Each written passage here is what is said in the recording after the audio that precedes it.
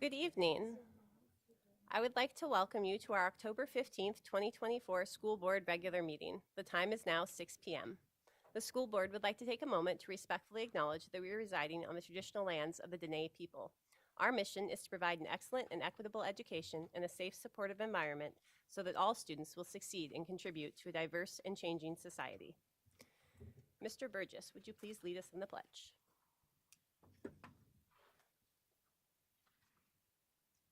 Allegiance to the flag of the United States of America and to the republic for which it stands, one nation, under God, indivisible, with liberty and justice for all.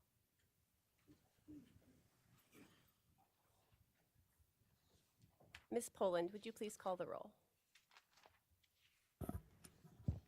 Ms. Charlie is excused. Mr. Shannon is expected. Colonel Cole, Here. Colonel Foster, Here. Mr. Burgess, Here. Mrs. Burnett, Here. Mr. Doran, Here. Ms. Maple, Here. Ms. Marati, Here. Mrs. Sanderson, Here. Mrs. Hardy. Here. The board has established a quorum. The next item on our agenda is the recognition of members Aaron Marati and Choya Sanderson for their 6 years of dedicated service to the school board. And I will turn it over to Dr. Minert. I have Choya and Aaron come on up.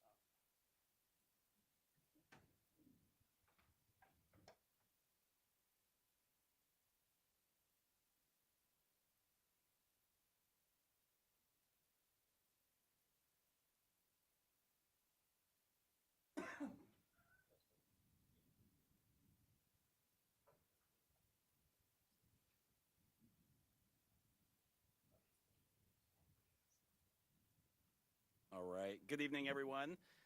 Tonight, I have the honor of recognizing two remarkable individuals who have dedicated themselves to serving our school district for the past 6 years in the role of board members.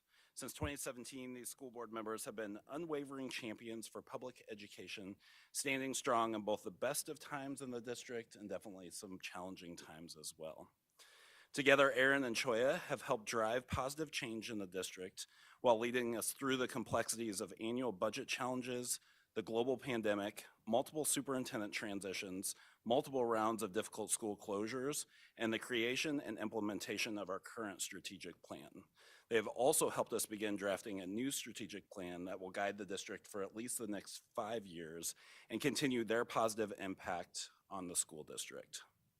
Through it all, they have kept the well-being of our students and staff at the heart of their work, ensuring the district remained focused on our core mission of providing an excellent education, equitable education and a safe, supportive environment so all students will succeed and contribute to a diverse, changing society. Choya has a powerful voice.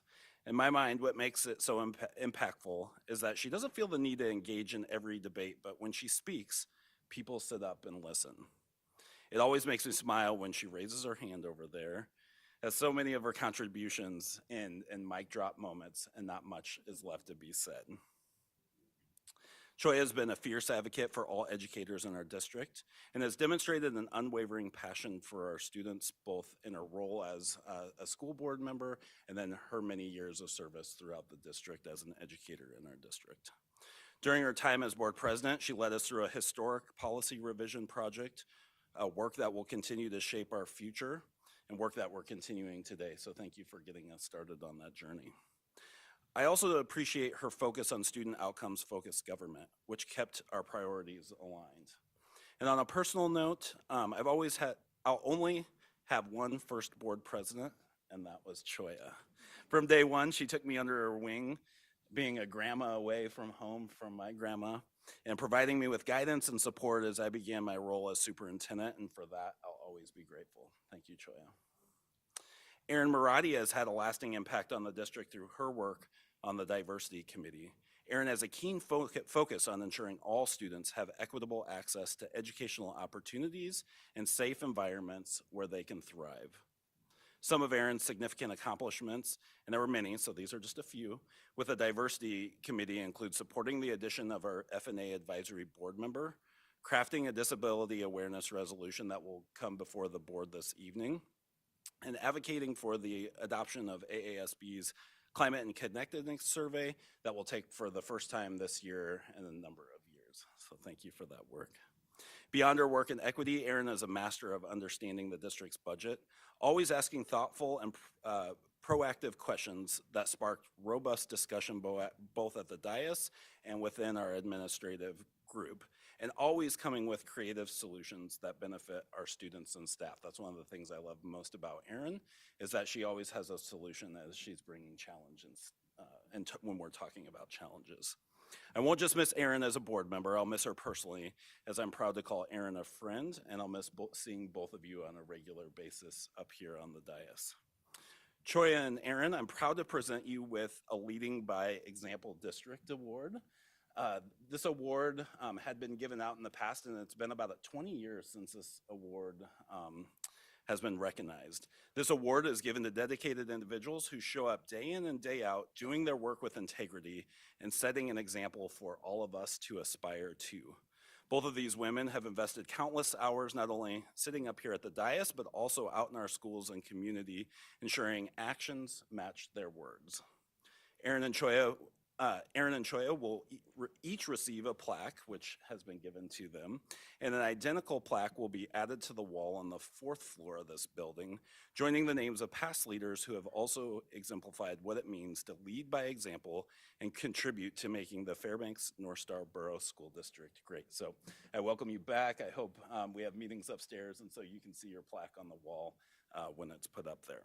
So on behalf of the Fairbanks North Star Borough School District, I extend our deepest gratitude for your service, dedication, and leadership.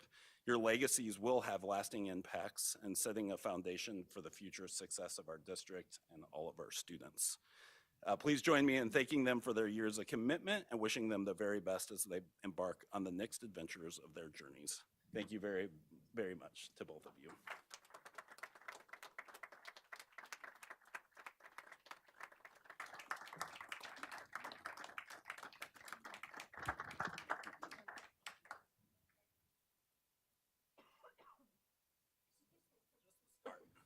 Just the start. And I get to kick off the board's comments and gratitude. And so we have something else for you from the board. Probably not on the mic. Sorry, we wanted to keep them from getting damaged. So, well, thank you, Dr. Miner. We have first for Miss Sanderson. We have a very talented person also among our ADC staff, and that is our security officer, Joe Bolva. And he took these photos, and I thought that it was fitting to have something from the whole team to go to you. So Miss Sanderson, we wanted to pick ones with colors that we knew you loved, which was the pink and the orange, and Joe thought you would really love that one. We took it this summer in Kodiak. And Erin, every time I've looked at this hanging in Joe's office, I think of you. So, Thank you. Wow. and we can give you guys these so you can take them home and not get damaged. And then I will kick off with my comments, and then we can go to board members, and then you are welcome to also say yours if that's okay. Okay. It's hard to find the right words when saying goodbye to not only a remarkable board member, but also a dear friend. Erin, your service to the community and district has made our corner of the world a little better in ways you will never fully realize. Your passion and dedication to ensuring the success of every student in our district has been truly inspiring. I am a better person and board member for having had the privilege of knowing you and serving alongside you. You will be deeply missed. Thank you for your unwavering commitment to our students and the important work of this board. I wish you many lazy Tuesday nights with those you love, and we will do our best to carry forward the good work you've begun.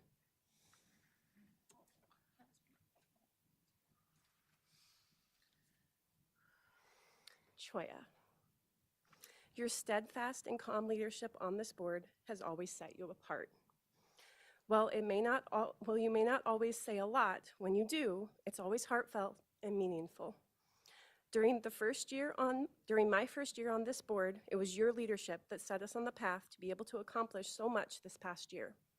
Your dedication to the district and community goes far beyond the past 6 years, and we owe you a debt of gratitude that cannot be fully measured. Thank you for your service and your friendship. I wish you a retirement filled with cherished moments and new adventures with family and friends, and the satisfaction of knowing that you made a lasting difference.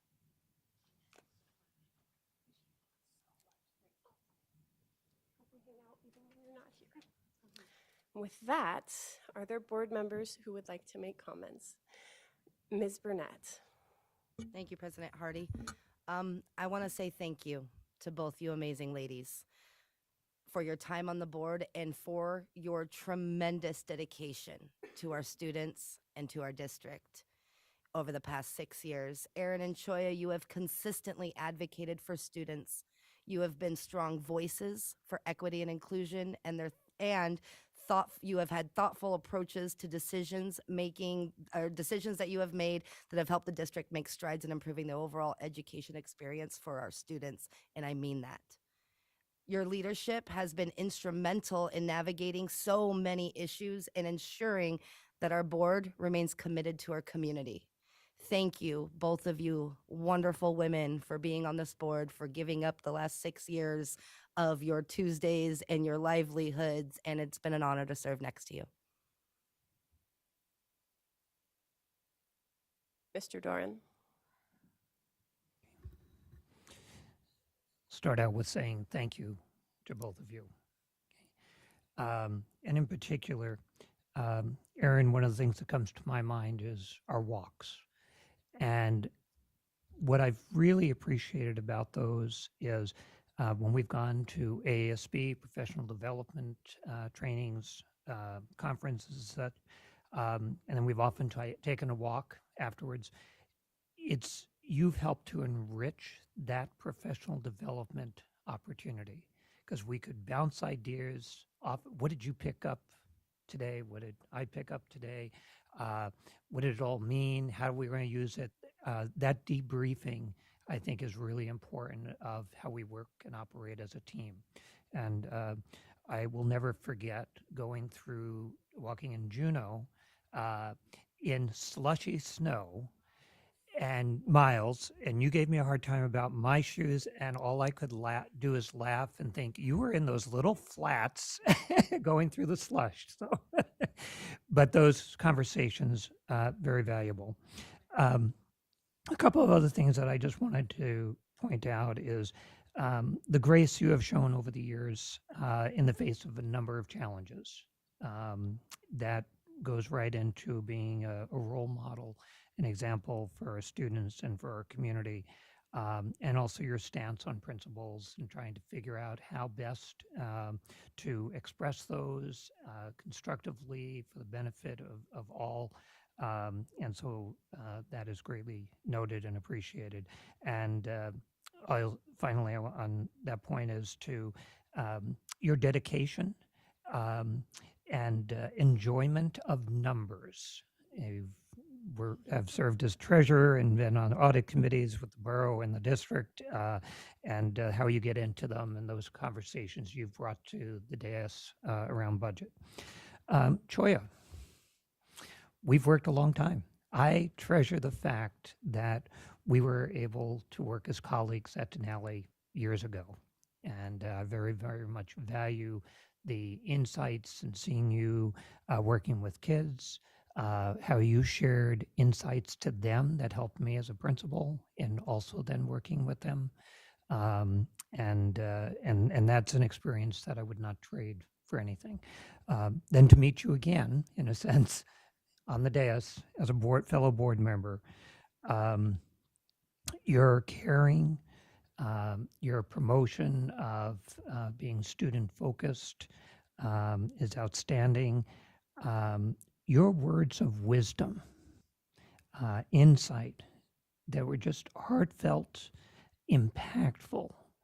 And it wasn't only those times here at this dais, But when you spoke, I remember when you spoke at the assembly meeting one night, just your comments were so relevant to what was on the table for the assembly to help.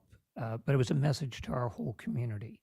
And you have a way with words that, as Superintendent might have mentioned, sometimes you kind of, I don't need to say anything now. But when you say it, I listen. We want to listen. And thank you for that. And along with what the words you've used, I've heard you sing, with ASB and here, and you've brought your talents forward. Lastly, with that, I think what's really important too, what you've given our board is our individual contributions, and what you've given us is laying the groundwork for further board work. You've helped me to realize it's not necessarily what we do in the moment, but the affect for the long term. And you have done that on several topics, items that's very, very important to this board, to our students, and to our community. So thank you both for what you continue to give throughout our community. And I know you have involvements in a lot of different ways. Mr. Burgess.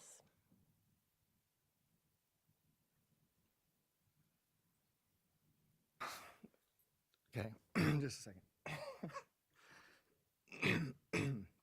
Choya, I have truly appreciated your presence on this board, not only for the past year while I've been serving alongside you, but before that. I've watched you truly lead by example. And as others have said, I appreciate that when you speak, it's meaningful and it's impactful. I will always have fond memories of the AASB conference last year and laughing with you and just enjoying, all those moments that of humor and while still getting the work done. Erin,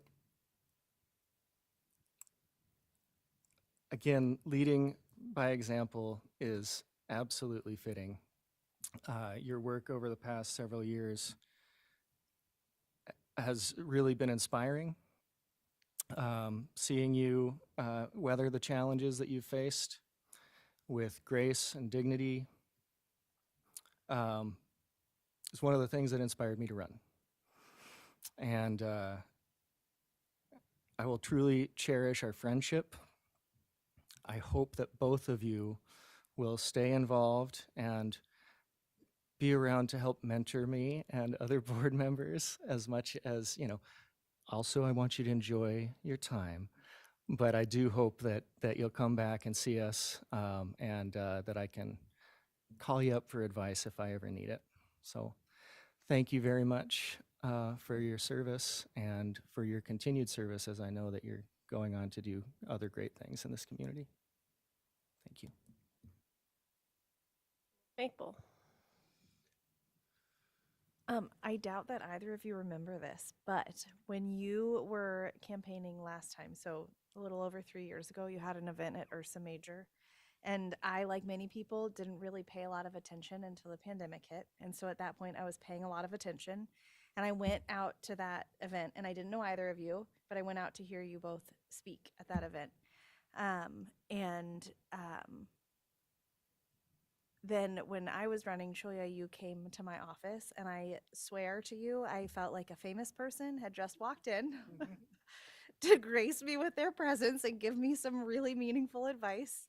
And that's how I felt the whole time getting to serve with both of you, that I got to look up to both of you. And just like Bobby said, that was an inspiration for me to decide to put myself forward after watching both of you do it so fabulously. Very genuinely, wouldn't have found myself here if it weren't for getting to watch you guys move through this so gracefully and wanting to be a part of it with you. So thank you for your service. Thank you for inspiring me, and thank you for being two beautiful humans that I get to look up to.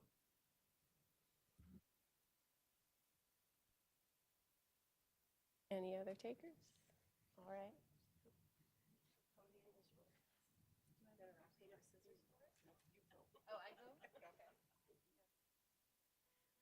So because Luke and I made bets on how quick it's going to take me to cry. So I wrote it all down. And I can't get into my iPad. Okay.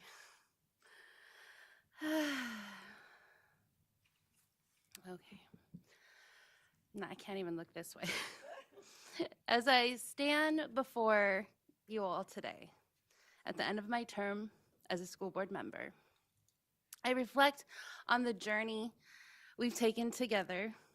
Tim and Choya, it's been a wild 6 years.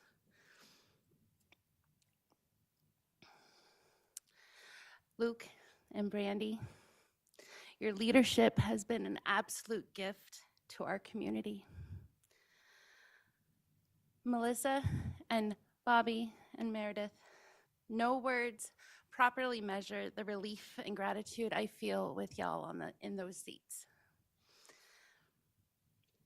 I feel like it's been an honor to serve this community alongside all of you. Together, like was said earlier, we face a lot of challenges. COVID, shortages, budgets, and bigotry. And together, we celebrated lots of successes, like hiring Dr. Luke Meinert, passing the LGBTQ History Month resolution unanimously for the first time, adding an F&A advisory board member, advocating for students and staff with disabilities, standing up against gun violence, and more. And through it all, we learned from each other. One of the core tenets on a school board, especially this school board, has been the pursuit of equity in education. We have taken it on as our responsibility to ensure that every student feels safe and valued and empowered to succeed, regardless of their background or identity. As former Secretary of Education Arne Duncan said, we must put equity at the center of our education system, where every child gets the support that they need to achieve. This truth has resonated with me deeply throughout my years.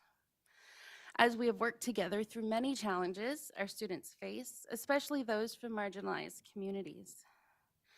Each student's experience is shaped by their unique circumstances, be it their race, their socioeconomic status, their sexual orientation, or their ability. It's imperative that you continue to create an educational environment where everyone can flourish. One way that stands out to me is how we've made huge strides towards fostering an inclusive environment. As I look back on my time here, I am proud of the initiatives that we have introduced to support LGBTQ students, from establishing safe spaces for queer youth, to partnerships that have fostered understanding and respect and inclusivity. I am proud to say that we laid a foundation for a more inclusive environment. But let's not stop here. Please continue this dialogue, because it is crucial that as our society evolves, so must our approach. Remember that the Human Rights Campaign emphasizes that safe and supportive schools lead to better outcomes for LGBTQ youth. This means not only implementing inclusive and comprehensive curriculum, but also providing training to our employees about the needs of LGBTQ+ students and ensuring that our policies protect them from discrimination. I encourage you to continue to seek out ways to empower all of our students and ensure that their voices are heard in every decision that you make. To the new school board members and the new assembly members, if you're listening, I encourage you to work together with these old veteran board members. As Margaret Mead said, never doubt that a small group of thoughtful, committed citizens can change the world, because indeed, it's the only thing that ever has. Together, you have the opportunity to create positive change in our district and in our community. Listen to all of our students, hear their voices, and try to understand their experiences. Engage with our community, seek out partnerships, and invest in programs that champion equity and excellence for all. Remember that every decision you make should consider how it impacts our students, particularly those who have been historically marginalized. As you move forward as a new board, collaboration will be key. Know that this is not just a board. This is a community of educators, parents, and advocates. As Helen Keller once said, alone we can do so little, but together we can do so much. I have faith that you will continue embodying respect, integrity, leading by example for our students to witness. It is through your collective efforts that you will dismantle the barriers that many of our students face. Every day, please hold yourselves accountable, challenge your biases, strive for a school environment that truly reflects the diversity of our community.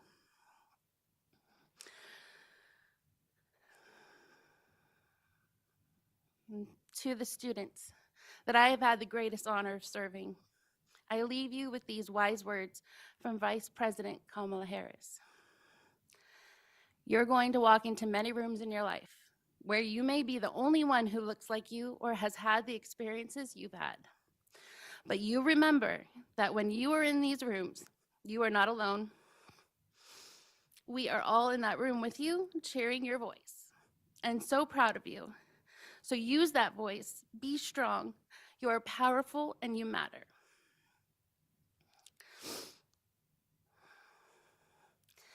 As my last request, let us commit to making every decision rooted in equity and inclusivity. Let us ensure that no student feels alone or unsupported, so that every student can pursue their education without fear of discrimination. I am grateful for the time I have spent with you and the progress we have made together. As I step away from this board, I carry with me the hope that our schools will continue to be places of belonging and opportunity for everyone. Thank you for allowing me to serve, for your commitment to each other and to our students, and for your dedication to this community that we love. And please vote by November 5th for folks that support public education. Thanks.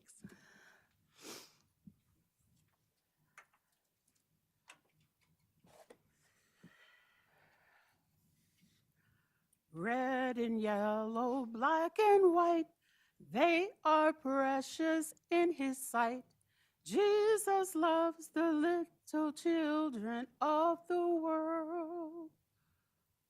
That is one of the reasons I served in this community.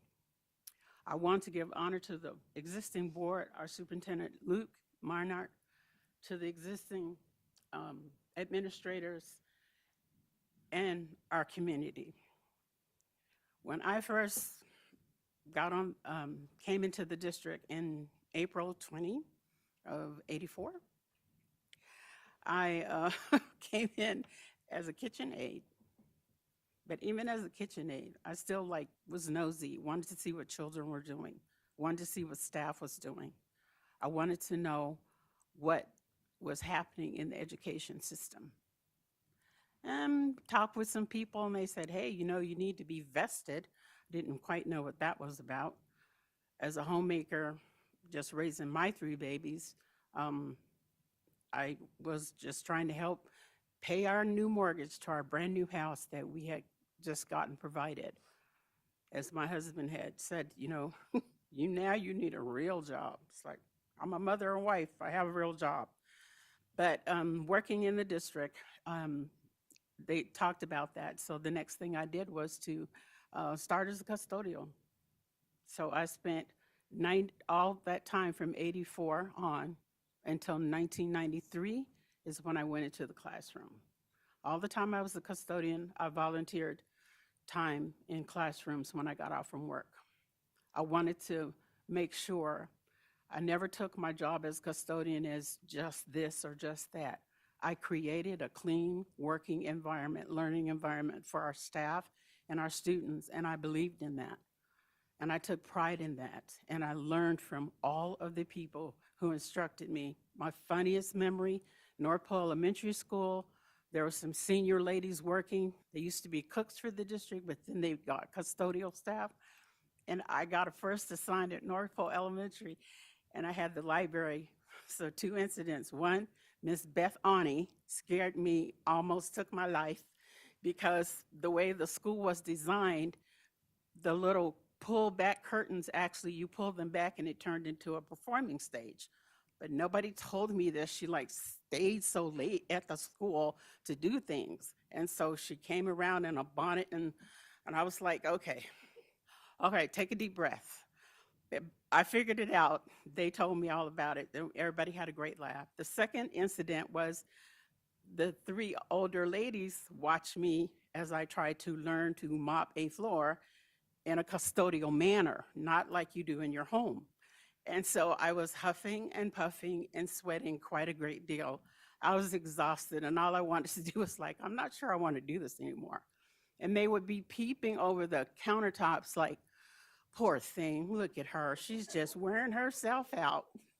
Till one of them had pity on me one night, and they said, listen, honey, this is how you do it. So from that moment, I was very efficient and proficient in how to mop a floor in one of our schools. Later went on to do various other things, but in '93, when I went into the classroom to start working with emotionally impaired children, my heart was just broken to see students with such mental issues and family issues. But I was so grateful that the district had qualified people who knew how to foster those children, who knew how to protect those children, and who knew how to give them equitable education. I saw that right in the classroom, right away from the staff here in this district. And then I got the opportunity to work with Jerry Grogan, and that's where I got a lot of training. I kind of broke the mold, kind of broke his heart, I think, because he said, oh, Ms. Sanderson, you know, all the aides who work for me, they go on to get their teaching certificate. And I said, not me. That's not what I want to do. I'm a support professional. I know my strengths and weaknesses. I'm good at what I do, but I'm not doing that. So he was disappointed, but he taught me a great deal. All the skills that he empowered me to know, it actually has carried me a great deal through the rest of what I chose to do. So I look at the expertise. I look at what this district has tried to move forward with student education. I look at the adversaries and the mountains of things. This is a mountain of influence. Education is a mountain, a pillar of supporting our students. And as I did speak at the Borough Assembly, and I said to them simply, education is the only, public education is the only entity that accepts every child. We don't discriminate, we have issues, but we accept every child through our doors, no matter how they look, what they declare. We bring them in and we build a firm foundation of academics, citizenship, and we empower them to go on to achieve their goals. That has been something that has meant a great deal to me. We have the best, we have excellent educators in this district. We have administrative staff that take their positions and go beyond to create that support system under our community's children. I want to thank the community for supporting me and putting me in this office. I lost my champion earlier last year. It's been 7 months. And to not have that champion in my corner physically, where I can see him, touch him, is very difficult. But, you know, I hear him in my head. And I know that he was always my champion. He was always, you can do it. Is that what you want to do? You sure you want to do that? And then he supported me through everything that I chose to do in the form of public education. I spent 8 years on the NEA board. I represented this district as the ESP of the year, 20-something. But all in all, I have been stretched when I took the seat on this board. It stretched me as a person. It challenged me in every way. And there are many times that I had to seek and be on my face and say, Lord, I don't know what this decision is, what the best move is to make, but I will seek counsel, I will seek wisdom, and then I will do, and I will stand by the decision that I made. And that took courage, that took humility, but I thank God that I did not have to do it by myself. And so for the community to have confidence in me, I want to thank you for that and for your support that you showed me throughout this time of walking in the way that I'm walking now. The community outpouring was overwhelming, and I'm so thankful for that, because it shows me that you not only value me as my position on the board, but you just value me for who I am and what I bring to the table. And I appreciate each and every one of you. I wish you well. Stay strong, stay focused, and understand that it is the children. That is all it's about. We have to do the best we can for them so that they can have confidence and be strong to make their decisions, whatever those look like. And I just thank you. God bless each one of you.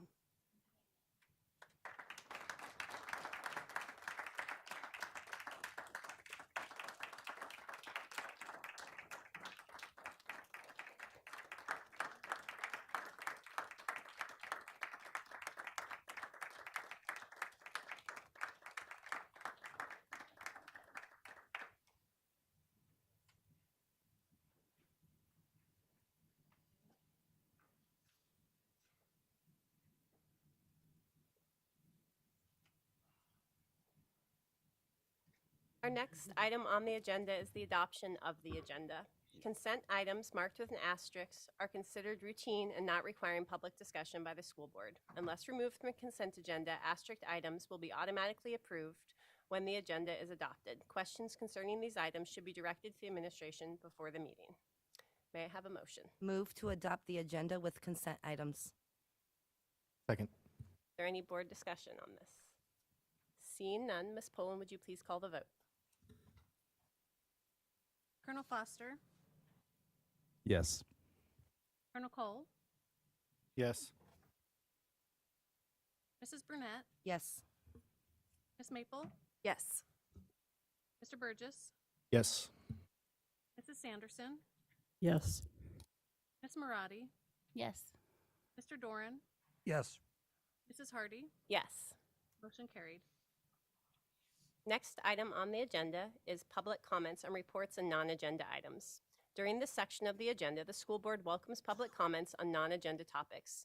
This is an opportunity for community members to be heard. The board will note topics, though no official action will be taken. Topics may be referred to the administration for further research and future potential action. Board members will not respond to comments or questions made by the public. Concerned citizens should first discuss matters with the superintendent or designee. After the superintendent or designee has heard concerns, they may be brought to the board. Individual students and district personnel may not be discussed in public testimony. Please contact the district office to route concerns about individual students or district personnel through the appropriate channels. Members of the public will be given the opportunity to speak on agenda items at the time the item is introduced for action and/or discussion. Once the agenda is published, testifiers should email or call the school board office by 4 p.m. on the day of the meeting to sign up for public testimony. Students who have signed up in advance or are in the room and wishing to testify will be called upon first, followed by members of the public who have signed up in advance in the order in which they have signed up. If time remains, anyone else in person will be invited to testify until the 1-hour time limit has been reached. A sign-up sheet is available in the boardroom before the start of the meeting for those who have not already signed up in advance. Speakers are limited to 3 minutes each and should be provided their first name, spell their last name, and state their area of residence. And we have a few special guests joining us who their time will actually be extended. And that is first Miss Jana Sanderson.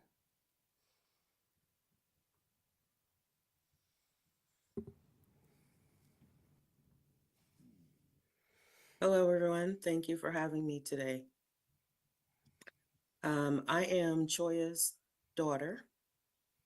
Kind of weird to call my mom by her first name, but I had to do it, Mommy. Forgive me. I wanted to hop on. I am in Prince George, Virginia, so it's on the East Coast here. And thank you for letting me go first so I can get off and get ready for my day tomorrow. Most of my adult life, well, most of my life period, my mom has been in service to the Fairbanks North Star Borough School District. So 40 years is what this means for me. 6 years on this board, but 40 years of my life, I watched my mom serve various roles and positions.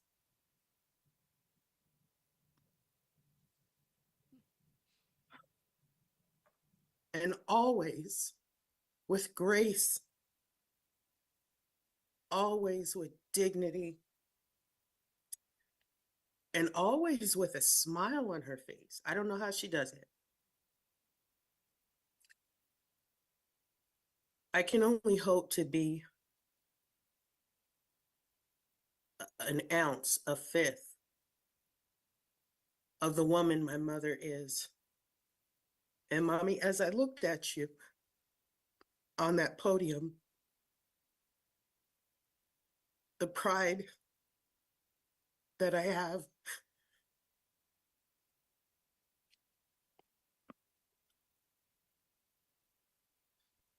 the example that you've given me as a daughter, as a woman, as a mother, as a friend.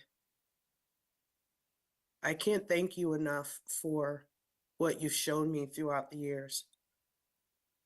I followed you into service in my career roles. And as I climb this mountain of healthcare to get to my new career role, I will do so with such a humongous example of how to do it with compassion, how to do it with equity in my heart, not just as a job description. I want to thank you, Mom, because there were times I can remember when I was younger, I would be so jealous, like, oh, another meeting, oh, another trip. All right, Mom, when you gonna get back home? Because you're not answering the phone enough for me. You know how I am. I can remember meeting you in San Francisco for one of your trips that you did. I believe it was with the NEA. I'm not quite sure. I couldn't wait to get off that plane just to see you. And I remember flying one time, I think to Anchorage, just so I could see you. I would cross this country as many times as necessary to see you, to be near you, and just to love on you. I'm honored to be your daughter. I'm honored to watch you grow, even now, in one of the most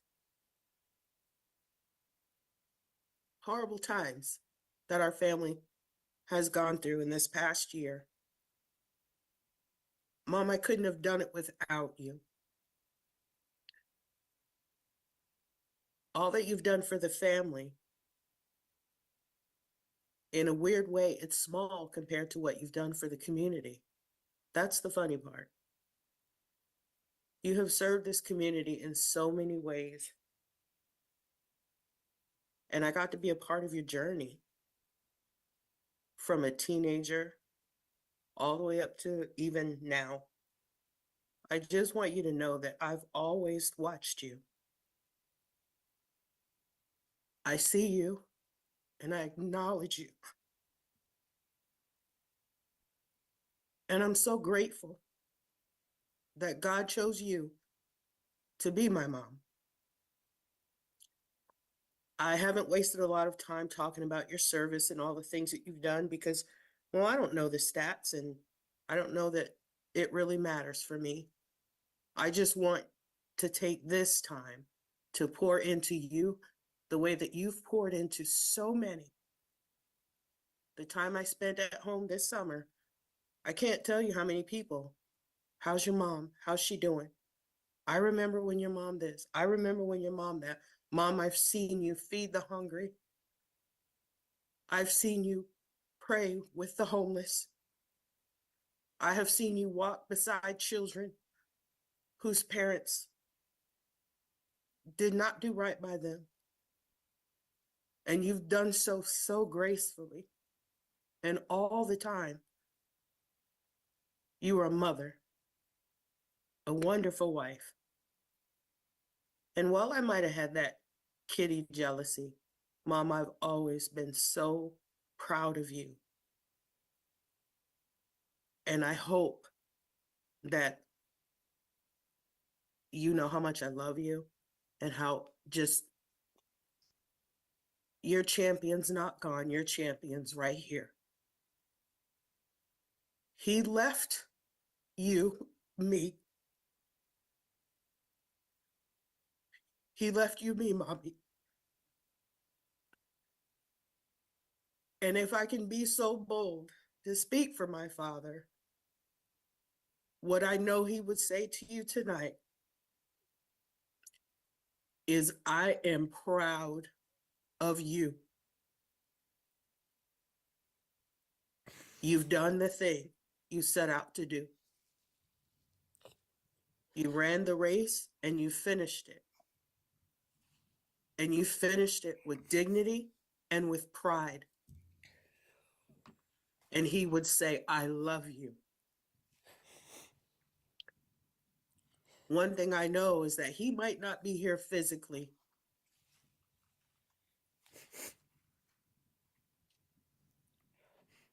but he's here with us. Your grandson's here with us. And now we have angels on our side that go before us and they fight the battles for us. What better champions to have than those two? So go forward, Mommy. Live. Finish those things you started. Complete the things that you want to complete. And live and know that I'm always here. And when you decide to get on a plane, I'll meet you at the airport in Richmond. Hint, hint. I love you, Mama. Thank you. Thank you, baby.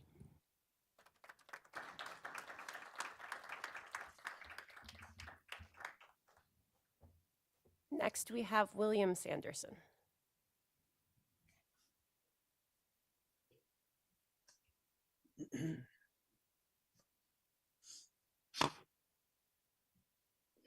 My name is William Ashley Sanderson. And I'm Troy Sanderson's son. And I reside in the state of California. I've been an educator for the past 18 years. And tonight, I'm honored to speak on the behalf of my mother. Mom, I'm so very proud of your devotion and service to the students and families of the Fairbanks North Star Borough School District, as well as the countless members of the community of North Pole, Eielson, and Fairbanks. Tonight, we've gathered here to honor you and your service and commitment, and to say thank you for a job well done. In your 6 years of service to the board, but in your well over 40 years of service, you've been a strong advocate for all students, and you make sure that all voices are accounted for. You've always been passionate about education, and you carried out your duties with the highest levels of character and integrity. You carried out every duty you ever undertook with dignity and pride, and always with an attitude of service. You've been a champion of inclusion and equity for all students in the community you served. And as an educator myself, I know how important it is to have a strong board standing in the gap, ensuring that all students have the ability to succeed in all endeavors. So that's that, Mom. You know, as Jana said, we might have lost Dad, but being able to speak for him, and you know, I told you I wanted to be there physically for you on this night and stand there in the gap for you and be that champion for you. But just as Jana said, you know, as you just spoke and said, you've been able to hear, you know, in the quiet moments, Dad would speak to you. And in the moment right now, he would look at you and he would just say, baby, I'm so proud of you. You've done it. You did it your way. You didn't quit. When you wanted to, you didn't quit. You stayed in it and you fought the good fight. Mom, as your son,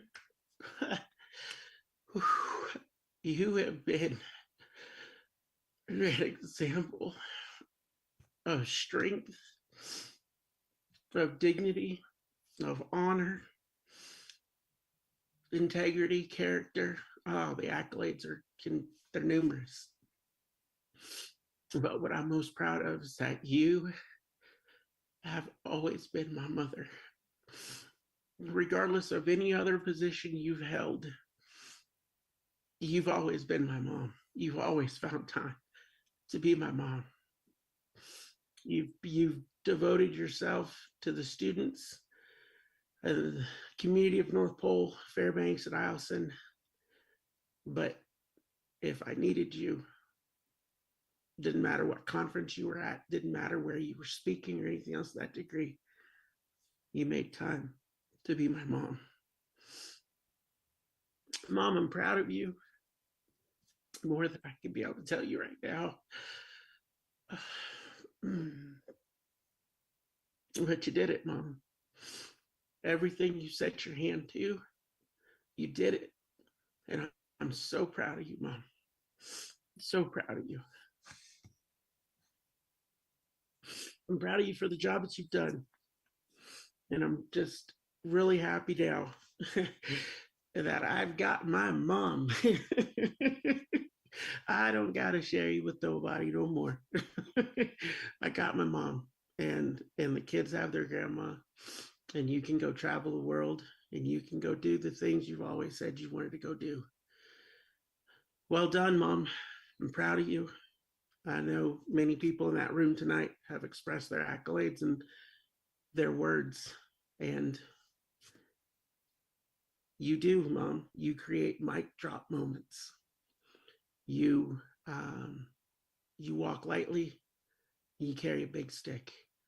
But when you speak, the words are so poignant and well thought out, and they carry on long after you've spoken them, because they plant seeds in people, and people can be able to reflect back on the words that were spoken. So I say thank you to the board for allowing my mom to serve you for 6 years. But I also say thank you for honoring my mother in the way you guys honored my mom tonight. Thank you.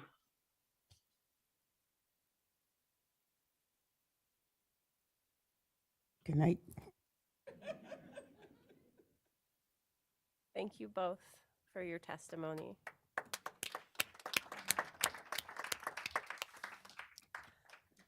Next on Zoom, we have Miss Danielle Logan.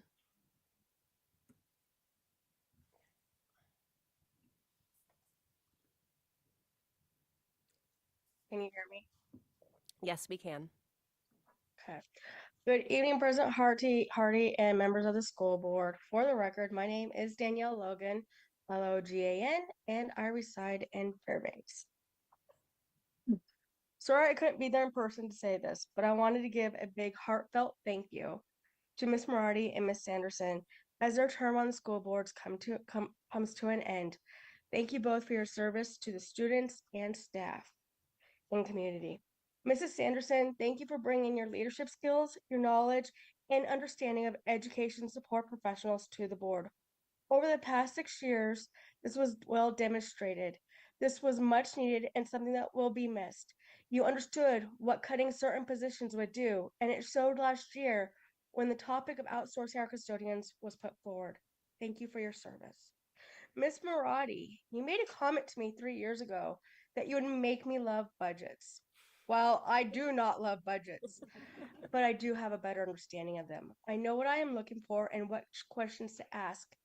Thank you for always willing to have those hard discussions with me, even when I didn't want them, especially during budget season. Thank you for your service.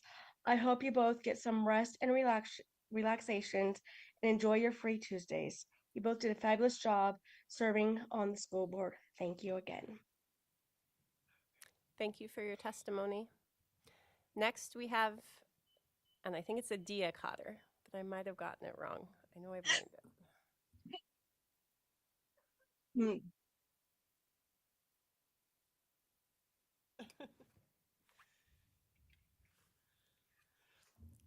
Good evening. My name is Adia Cotter. Last name is Cotter, and I live in the McGrath area.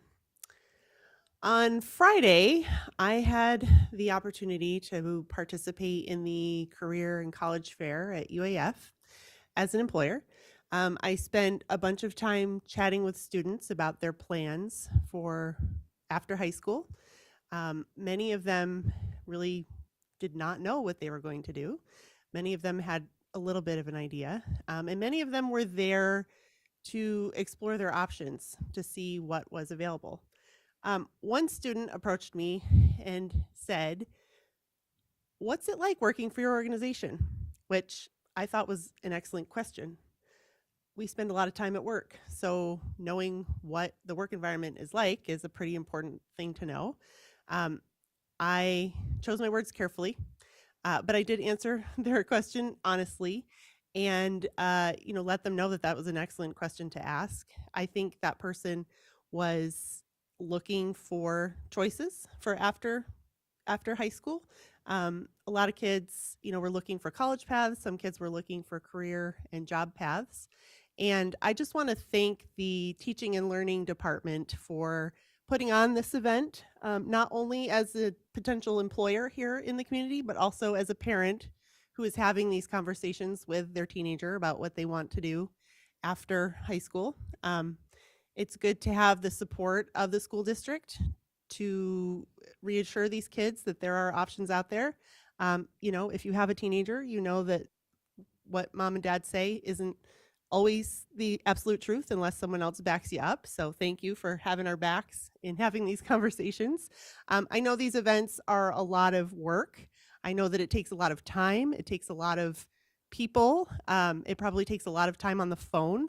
So I really want to thank Tara and Mackenzie and the Teaching and Learning Department for the dedication and support that they are giving our students in helping to give them good information, helping them to do the research they need to figure out what they need to do after they graduate high school, because high school ends.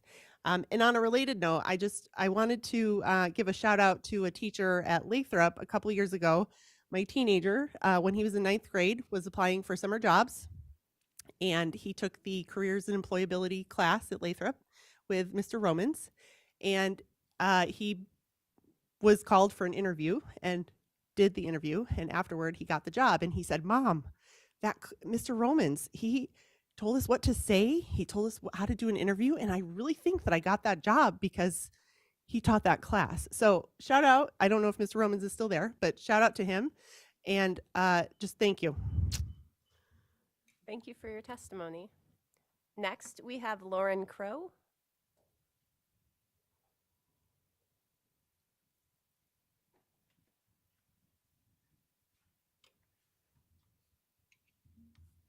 Hi, my name is Lauren Crow. Last name is Crowe, and I live in Fairbanks. I am here tonight as a representative for the National Park Service. I am an education specialist here in Fairbanks. I would like to start by thanking our teachers and our school board for their continuous hard work in continually prioritizing our students. I'm here to highlight some of our upcoming teacher workshops. The National Park Service is happy to have partnered with the Fairbanks North Starborough School District to provide professional development opportunities that are interactive and specific to Alaska.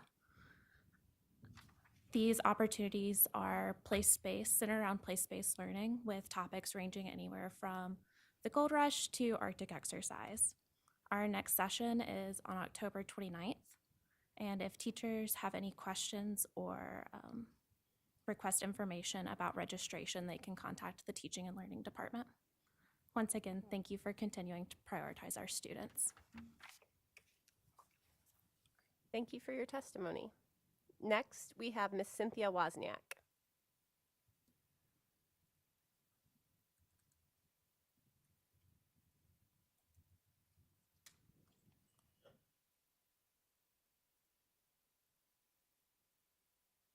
Hello, Cynthia Wozniak, Wozniak, Fairbanks. And I'd like to wish and bless you two lovely ladies for all that you've done, and bless you on your continued journey. And so anyway, I'm just a little confused and saddened that there's a lot that hasn't been done. And my concern is with, I'm winging this because I've changed my whole everything sitting in the audience, but all I see is a lot of empowering the kids with everything contrary to God and His truth, lies, deception, sexualizing, grooming them to cancel culture, identity confusion, and very mixed messages. And I just don't understand why you don't teach and model truth to them instead of porn and gender confusion and promoting all this. They're already coming in so confused, hurt, and pained since they came out of the womb. All of us. It applies to all of us. One pastor that goes throughout the nation trying to clear all this up in school boards, he called the school boards cowards and perverts if you can't remove these books and these LGBT agendas that are so contrary to God and His righteousness and His holiness, values, and morals. Yes, these kids come in with so much confusion, hurt, and pain heaped on them from the womb as with us all.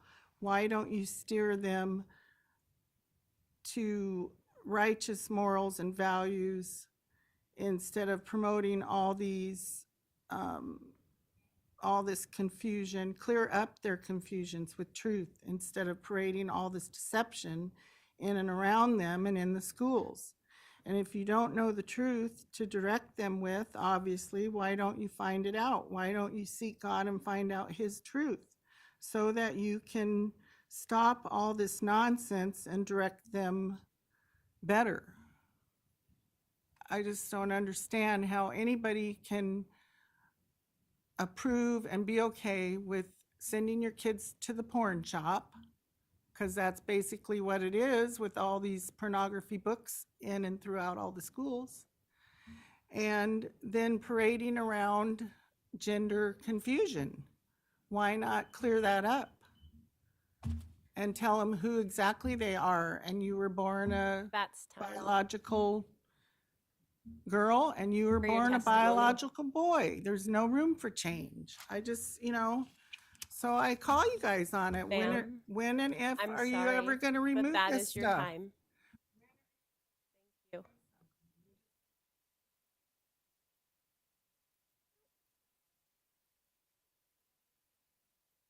Next, we have Miss Wendy Dominique.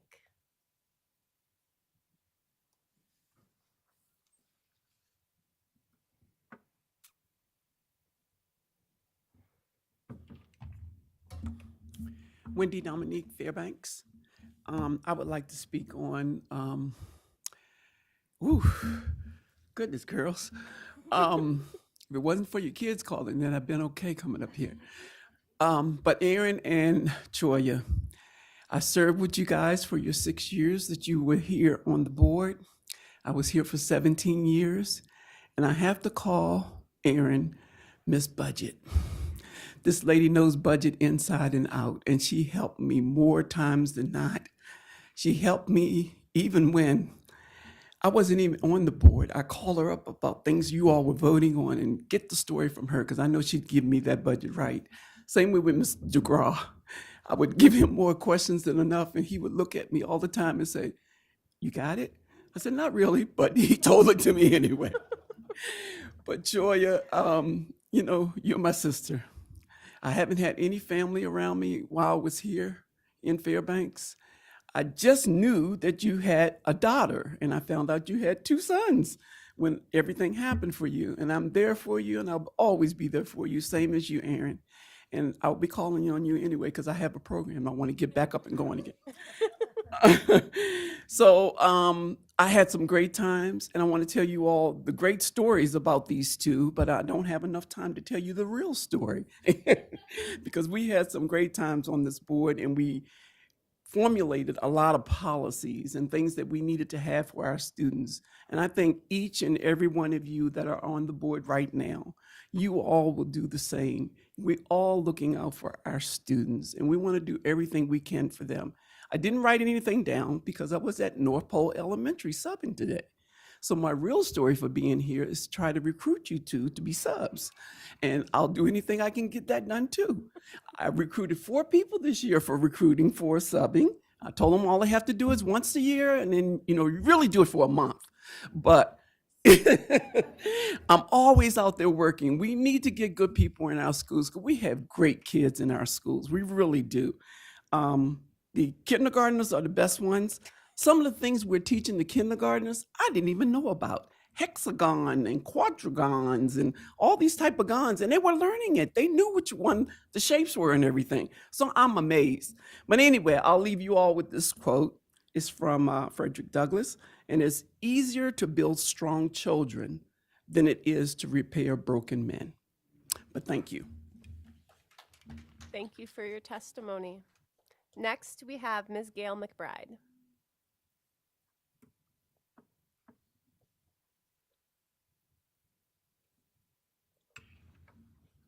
Gail McBride from Moms for Liberty, McBride, McBride. And I just would like to bring to your attention that there is one of many movements across the country is to clean up our schools, libraries, and such as that. And one of the leaders, well, maybe he's not a leader, but he is anyway doing a lot across the country, Pastor John Amanchuku. And he has been to at least 15 states so far. He goes to school boards, he talks to them, and he has made a documentary about what he's doing and why. And we will be showing that movie. It's called 22 Words this Saturday at 2 o'clock at our meeting at 15th and Lacey. And I'd like to invite all of you to come. And anyone listening, you're welcome to come and listen to what he has to say. And I would hope that maybe open more dialogue. We all understand we have different ways of looking at this, but I think opening some communication would be good.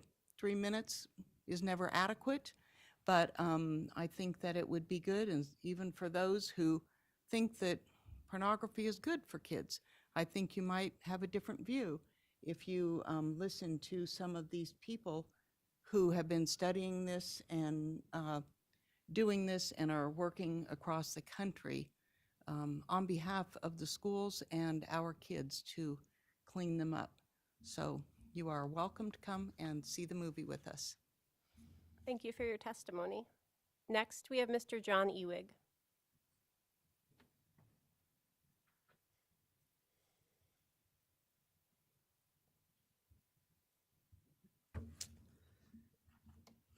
John Ewig, E-W-I-G, and I live in Fairbanks. I have no accolades for you guys today, so here we go. Last month, I spoke about discussing the Fairbanks North Star School District and actions by the board with my neighbor, and he asked the question, why do they hate the children so much? I thought that was extreme, but I think he's hit upon a logical explanation for our district and for your actions. If you hate students, what would it look like? We discussed 6 points at that time. Points 1 and 2 focused on ensuring that our students cannot read and keep them deficient in math and any academic subject. Well, the results are in. Our education system took a step backwards this year with nearly 7 in 10 students unable to show rudimentary proficiency in reading and math. Additionally, 63% are failing in science. This is not acceptable. Look around you. This is not acceptable. Equity in education does not mean dumbing down all of our students. This shows a total lack of leadership or concern on your part. And by the way, who are these people who keep coming up here and testifying that the education system is outstanding? What Kool-Aid are they drinking? Well, parents and non-employees urge the school board to stop promoting divisive social agendas and return to basic core academics. You, our board, have decided to carve out valuable time to celebrate the LGBTQ+ month. Okay, let's celebrate. Let's start with HIV. In spite of the desire to hide it, HIV is a disease of the LGBTQ+. Adolescent and adult gay and bisexual men made up 67% of the new HIV cases diagnosed in the United States. This means if you are an LGBT community, you are 56 times more likely to contract HIV, or if you are a male in the LGBTQ community, you are 148 times more likely to get HIV than heterosexual individuals. Why would you, our school board, want to encourage this behavior in our students? Only haters would promote such an outcome. Fun fact, despite the Biden-Harris administration's heightened emphasis on identifying and punishing what it deems to be the growing threat to LGBTQ hate crimes, the latest FBI statistics show little trouble on that front in Alaska, while hate crimes targeting religious groups are at an all-time high. 4 out of 5 hate crimes target religious groups. Probably time for a Judeo-Christian month where the real problems actually aimed at, and who do you think is causing these problems? Surely not the far right. I was going to go on with all these diseases that you guys have, but we'll just leave it at this is not acceptable. Thank you for your testimony. We can continue next time. At this time, we've exhausted our pre-signed up list. Is there anyone else in the room wishing to provide public comment at this time? Come on up. You just state your first name, spell your last name, give your general area of residence.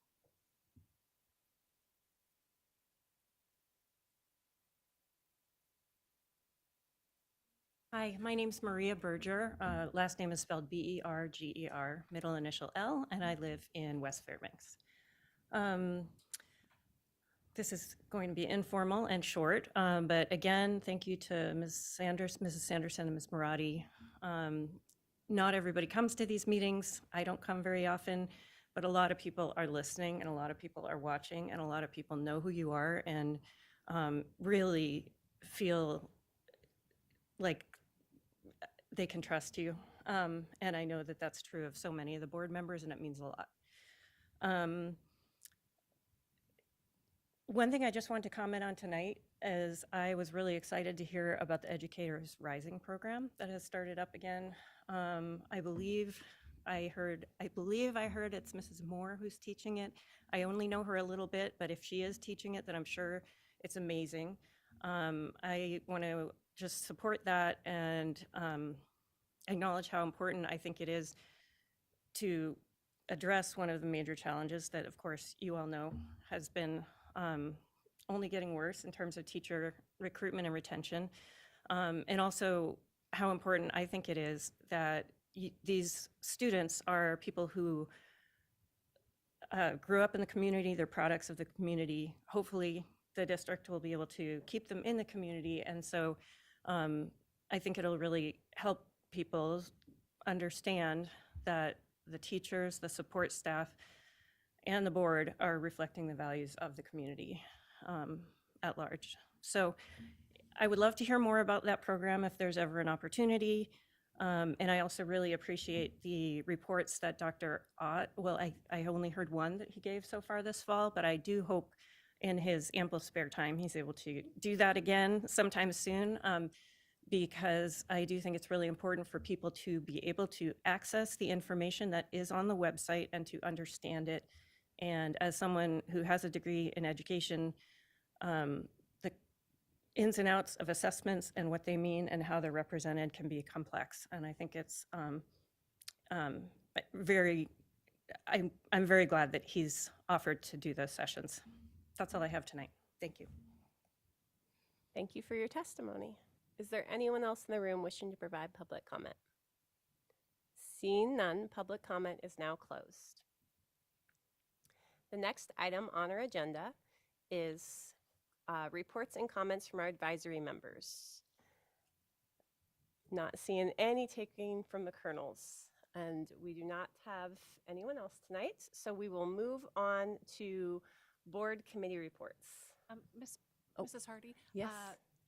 Miss Charlie has joined us online. Oh, awesome. So Never mind. I will unmute her in case she has anything to say. So, Ms. Charlie, if you have anything to say for advisory member reports. I don't at this time. Thank you. Awesome. Thank you so much. So next we have board committee reports.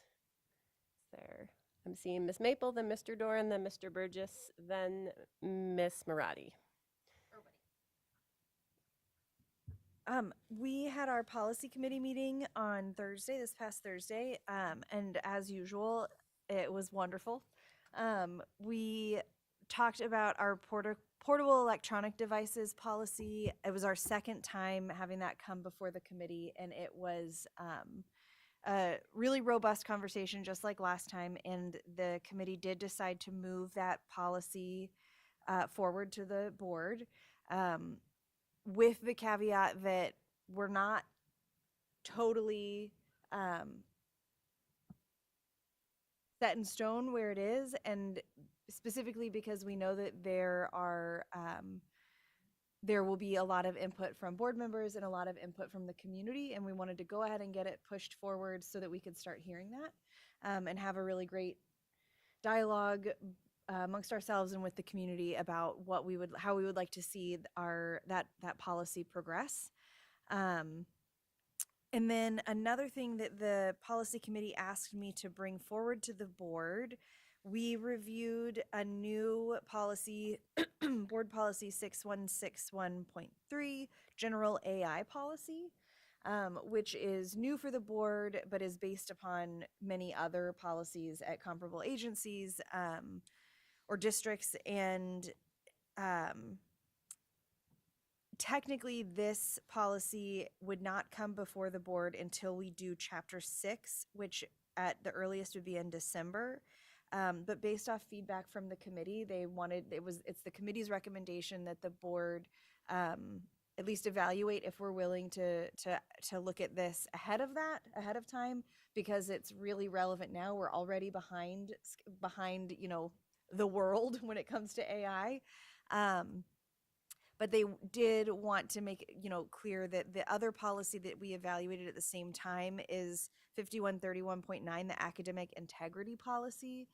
And that if we do decide to go ahead and review this general AI policy now, that we should also look at the academic integrity policy, or we might end up putting educators in a position where we're giving them new guidance about AI without giving them a policy to use to hold students accountable with their use of AI. The board or the committee did all feel that as it was written now, it was really strong, and they were comfortable with it coming in this draft, in this form, forward to the board. But so I'm putting that to the board. I suppose if anybody would like to have that happen, if you could contact President Hardy and let her know, and then we can just figure out if we're going to go ahead and review it now, or if we're going to wait for it to come forward with the rest of that article. And there was one other one we looked at that now is, school connected organizations. We reviewed that policy, and that will also come before the board. It was just updating some language specifically for groups like PTOs. You know, we used to have a lot of PTAs, and a lot of schools have moved away from that. PTAs have overarching organizations that have lots of guidelines, so timely to have that be updated, and there's AR in place to back it up. So lots of information. I can't wait for them all to come before the board and to see what the board decides, if we want to hear the AI policy now or wait till December. Thank you. And thanks to the policy committee. It was a very great nerdy meeting. Yes, please we do have questions. I was going to ask Mr. Doran. Go ahead. Thank you for the report and all the work that's there. Two quick questions. The very first policy before the AI that you mentioned, sorry, if you could just repeat the number and the title on that one. Yes, it's board policy 6161.3, general AI policy. Okay. Was there a policy before that? No. No. Okay. Great. And then through the chair, or to the chair, just procedurally, as these come with recommendations from the committee, finished administrative, will we look at them also in work sessions as we've been doing? Dr. Meinert and I hadn't discussed that, but I think probably. Yeah, that was on our agenda setting for this week, and we'll discuss that. But I do think it would be good, particularly for the mobile device policy, to go through work session first, and possibly the AI policy as well. And if that's a request from the board, we can certainly make that happen. Okay. I would suggest that's a really good way to do it, and such. So I think thank the committee you. would And I appreciate guess it. I would say if these are policies that are ones that the committee and the administration are seeing need to be addressed, we certainly can address them one by one, not wait until we get the whole section at the one time. Yep. I believe that was where we were hoping to head. We don't have our meeting till tomorrow, so gotta catch up. Thank you. Were there any other questions? Not seeing any. Thank you to the policy committee for that robust work. Next, we have Mr. Doran. Thank you. So I had a report on the budget committee. We met last Wednesday for the first budget committee meeting of this season. And we started out a little bit different than we have in past years in terms of posing the question, where would you like to start?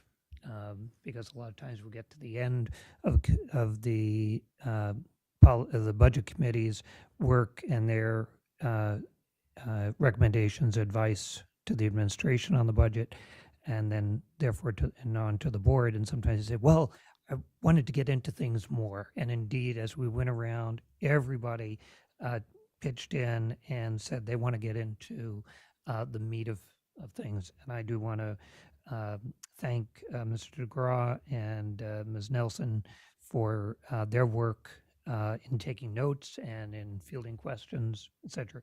You know, some things that really came up that I think are really important. First, they had some very constructive suggestions and criticism of how we sometimes run the meetings and how we can make it more usable, more informative. And I think I really appreciated the committee members' forthrightness on this. Some things that stood out, class size often came to the forefront. wanting to know what are the non-negotiables in our budget. You know, there are certain responsibilities we have to the federal government, the state government, the local government, to education in general. You know, but to get a handle on that, and to get a better handle on what cuts, reductions have been made over the last 3 to 5 years, and what's next. And if something's on the horizon, it may not be immediately for next year, but coming up, that they might be aware of those things. What are the impacts of cuts from departments that they might be looking at? We did talk about the fact that in some ways we, as a committee, we're ahead of the curve in trying to look at budget, give that advice to the administration as they put their proposed budget together, and then as they propose that to the board, and we will have so we'll basically finish a bulk of our work by the end of November, and then come back in February so that the committee has a chance to look at that proposed budget in detail. A couple of tools that the committee will be working through. One is a new one. It's a priority tool that Mr. DeGraw and his department has put together. So committee members can put in their suggestions for reductions, for investments, can be their wish list, but also begin to the process of ranking what is done. In lots of cases, there are not any good choices, but what's the ramification? If we do this, then what here? So we'll start using that for our next meeting. And then that'll eventually also complement the Balancing Act tool that was introduced to us as a board last year, and that the community was also able to play around with. Again, we have to come up with a balanced budget. Where is that? I think this is important, and it also reflects on conversation from our board last year. Is they do want to take, the committee does want to take some actual votes on pieces so they can give very definitive recommendations to the board. In that process, we also don't want to miss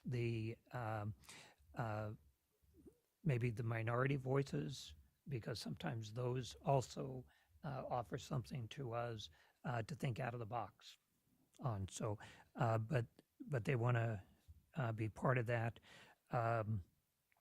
And I think the last thing I'll end with, I mean, there are a lot of bits and pieces, very vibrant conversation, but to the committee, really wanting to have an understanding. So one of the questions is, could they have a tutorial on the budget book? How do you read it in a fast and furious manner, in a sense? So we're going to do that. That'll help them both now and later on when we look at the proposed budgets. And the last thing I'm going to say is we have a represented committee. We are hopeful that we will get a couple of ESSA representatives this year. And so if there are ESSA staff out there listening and might be interested in offering their voice on the budget committee, to please contact your association and express your interest in working with the budget committee. So thank you very much. Not seeing any questions. Thank you to the budget committee for what sounds like a very strong first meeting. Next we have Mr. Burgess. Thank you. Curriculum committee met on October 3rd. We had great updates from the teaching and learning department regarding the curriculum development for multiple things, including music curriculum. And then we got the summary of public comment on the first draft of world language physical education, health, and music. Some good discussion. Not a whole lot of changes to report from the discussion, though. Lots of very good questions, though. I really appreciate the group of volunteers that we have on the committee. And I just wanted to flag again that we have multiple curricula out for public comment right now. Art curriculum closed today, the 15th, but we have CTE education curriculum that will be open until October 20th, and health curriculum as well as physical education are out for public comment. Both of those close October 27th. So we would appreciate any comments from any members of the community. You can go straight to the district's webpage. There's a link there on the homepage, I believe, to get to the teaching and learning department and the public comment on curriculum. So our next meeting will be on November 21st. And I want to flag that this is a change to the schedule because it had originally been scheduled for November 7th, but we will all, several board members will be in Anchorage for the AASB conference on that day. So we did adjust that schedule to November 21st. And that's all I've got. Oh, no, I do have one more thing. I believe that there is still a vacancy for a parent, possibly. Okay. So I believe we have a vacancy, so feel free to apply if you want to serve as a parent volunteer on that committee.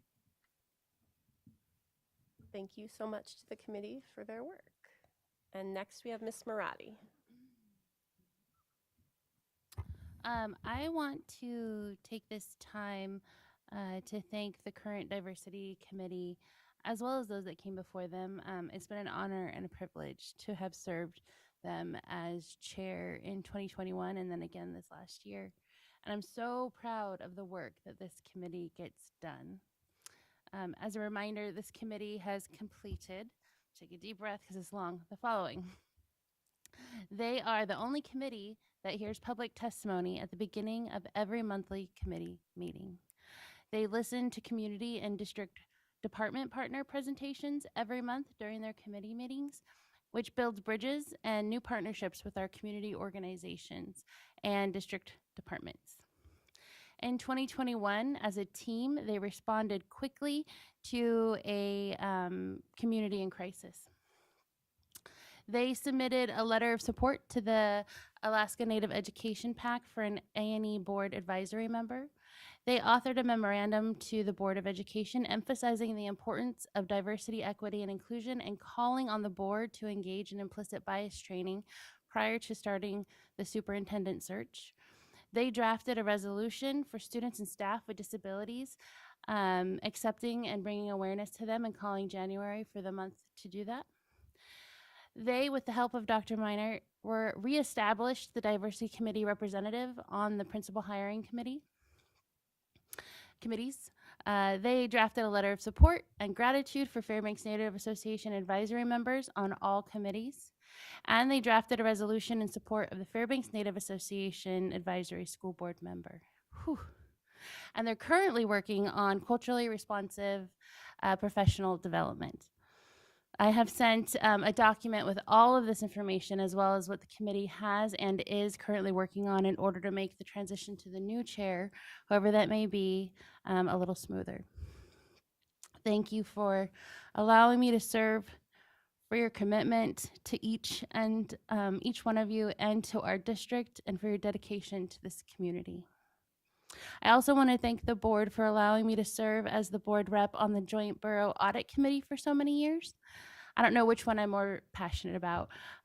This committee has fulfilled one of my original reasons for running for school board 6 years ago, which was to help the district continue to be transparent and accountable for their fiscal responsibilities.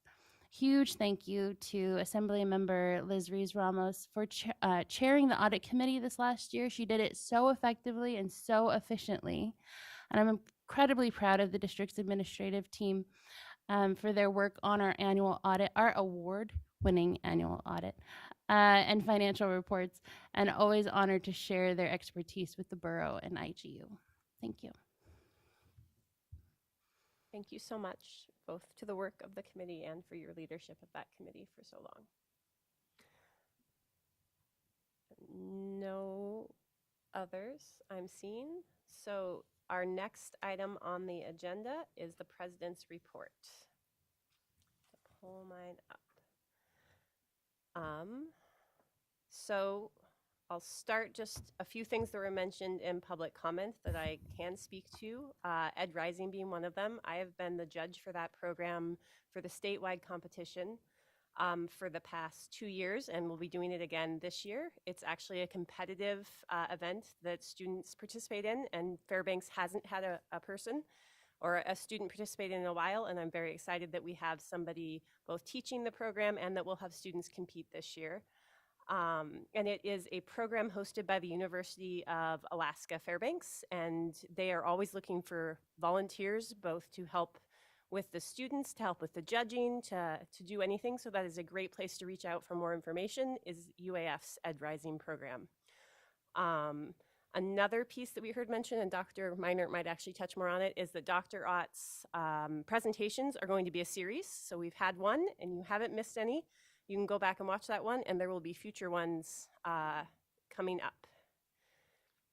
Next, I would like to talk a little bit about our community partnerships. So our district is greatly benefits from its relationships with many diverse nonprofit organizations in our community. This week, I'd like to highlight Guys Read, Gals Read. This organization provides 4th grade students with lunchtime readings of engaging stories in graphic novel format. Their mission is to inspire a love of reading by presenting it in a fun and exciting way. They collaborate with school librarians across the district and rely on a dedicated group of community volunteers to bring this mission to life. I'm in my 2nd year volunteering as a reader with the program. I know Mr. Burgess also reads and was on their board. I love visiting schools over the past 2 weeks to share their fantastic books and a whole new crop this year with a whole new crop of eager 4th graders. If you're interested in getting involved yourself, the organization is actively seeking more volunteer readers for both this fall session and the upcoming spring session. And you can go to guysgalsread.org, or if you just Google Guys Gals Read, it's the first thing that pops up. It is so fun. I have been reading, I think I've done 4 schools now, and most of them were Amethyst, Princess of Gem World, and it is a good tale, and the 4th grade girls love it. Next, I would like to talk about our community conversations, renamed. The board has scheduled its next community conversation session for Monday, November 18th at 6 p.m. in this boardroom. The board recognizes that while public testimony is an important part of our deliberative process, it doesn't allow for more meaningful dialogue between the board and the community, as was stated in public testimony. We are hosting these community conversations to help our community feel more comfortable engaging in discussions with board members and the administration. We invite all community members to join us here, share their questions, their concerns, their ideas, and engage in a constructive problem-solving atmosphere together. And last, our next meeting will be a special meeting on Monday, October 28th at noon in the boardroom. This meeting will include a swearing in of our newly elected members and board reorganizations. I would like to take a moment to thank all the candidates who ran for municipal office this fall. Putting yourself forward for elected office is no small feat. And whether you won or lost, your willingness to serve is commendable and deserving of our community's gratitude. I would like to take this opportunity to congratulate and welcome members-elect Loa Carroll Hubbard and Morgan Julian. The board looks forward to working with you as we navigate the many challenges our school district and community will face together this year. With that, I will turn it over to Dr. Meinert for the superintendent's report. All right. Thank you, President Hardy. I have some responses to tonight's testimony as well that I would like to start out my report with. A huge thank you to Mrs. Dominique for her willingness to continue to serve our community and sub in our schools. It's great to see her back and her successful recruiting efforts. Oftentimes, the best recruitments we get are those positive interactions we have with community members, and substituting in our schools really is a fulfilling career and job. And so thank you to Ms. Dominique for stepping up and doing that for us. I did want to mention we didn't take a step backwards in academic achievement last year. In fact, we showed strong growth in literacy with over 23% growth among our K-3 students. Graduation rates rose by over 3%, meeting an all-time high for the district. Attendance rates increased, resulting in over 100,000 more student contact hours, and our climate and culture feedback improved significantly. And I want to stress that we love our students and are committed to their success. And so there are times where our scores aren't where we want them to be, and we're aware of that, and we're working together towards improving student outcomes. Ellis will be back December 3rd to provide his next report to the board. So if you enjoy hearing Ellis report to the board, please be back in these chambers December 3rd. Additionally, I feel like some of our testifiers have a misguided view of what happens in our classrooms and schools, and I would like to extend an invitation to tour schools with me. Please call my office. I'd be happy to set up a tour with myself and showcase the amazing work we are doing, and that indoctrination in the ways you're claiming is not happening in our schools. So please take me up on that offer. Love to show you what's happening in Fairbanks schools. On to my report that I had prepared. The UAF School of Education, in partnership with our district, is offering a 1-credit course open to all Fairbanks support staff, substitutes, high school seniors and juniors, and community members. We provided this class for last year as well for people that are interested or potentially interested in going into education. The dates for this class are on October 31st, November 1st, and November 15th. And these are all days where we have parent-teacher conferences or PD, so it offers a flexible time for our support staff to attend these sessions. And what's very cool about this is it will be taught by Michael Ngayak, who is a retired educator from our district. So he not only has kind of a great overview and historical perspective of what's happened in our schools, and is now a professor up on campus. And so couldn't think of a better person to lead these classes for potential future educators in our schools or future teachers. Thank you to UAF and Alaska 529 for hosting over 700 of our Fairbanks elementary students at a volleyball game last week. This is the second year in a row that I've attended that event, and it's one of the most wild events of the year. If you want to see an exciting environment with volleyball, please check that event out. UAF and Alaska 529 pay for the buses for our students to come to that event and then put on a great show of volleyball. It's great to have our students on campus and to showcase the amazing things that happen right in our backyard up at the university that a lot of our students hadn't been to prior to that event. And so it's great exposure for them and a great community event. I do want to plug one more time, if you're a parent of a kindergartner through 3rd grade student, mark your calendars for November 2nd, as we're hosting a mini conference for families on how to work with our students at home on improving their students' literacy and math skills. The conference will run from 9 a.m. to noon at Ann Wien Elementary School, and childcare will be available on site.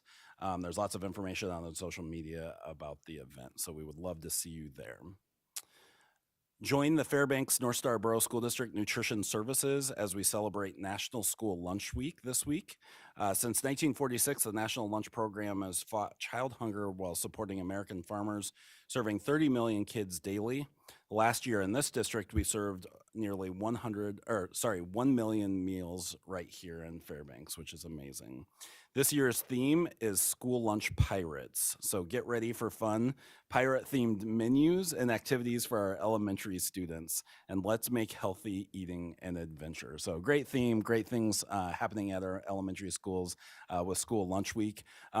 Did want to say a huge shout out to thank Amy Rouse and her team for their tireless efforts in serving our students nutritious meals on a daily basis. And then thank you for the community donors also that are stepping up to provide lunches for our students. Those donations mean a lot. Lastly, in closing today, I had the privilege of attending a political candidate forum hosted by the Chamber of Commerce. That was really well done. I was excited by the level of discussion surrounding education, with it being one of the most popular topics, with most candidates expressing a shared commitment to build strong schools, which of course I couldn't agree more with, as strong schools are the very foundation of strong communities and ultimately a strong state. One reoccurring theme in the discussion was accountability, a term in my mind that has evolved into a political buzzword with little clarity. Unfortunately, neither legislators nor government officials have provided a clear definition of what they mean by accountability in the context of education. After the forum, I had some insightful conversations with a couple of legislators where I emphasized that school districts are not afraid of accountability. We actively welcome it, and we're committed to continuous improvement year after year. What remains a significant challenge is the absence of a clear definition of accountability for our schools. Too often, accountability becomes a convenient excuse not to invest in our schools. In truth, few government entities, businesses, or organizations are as transparent as school districts. We submit yearly accountability reports and undergo audits, establish clear goals and benchmarks, and require students to participate in numerous statewide assessments. All of that data is publicly available. As we head into this year's legislative session, I call on our legislators and the governor to define what accountability means for Alaskan schools. More importantly, once defined, we need a commitment to funding the growth targets they expect to see. We are already witnessing remarkable progress here in Fairbanks in areas such as literacy, graduation rates, attendance, and family engagement. And imagine what we could achieve with meaningful investment in public education. I extend my deepest gratitude to all of our educators. Every day they are making a profound impact on the lives of our students. Growth is not just reflected in data, it is in the countless positive differences our staff make in each and every student's life every day. And that concludes my report, and happy to answer any questions for the board. Mr. Doran. Thank you for that. And a couple of comments, questions.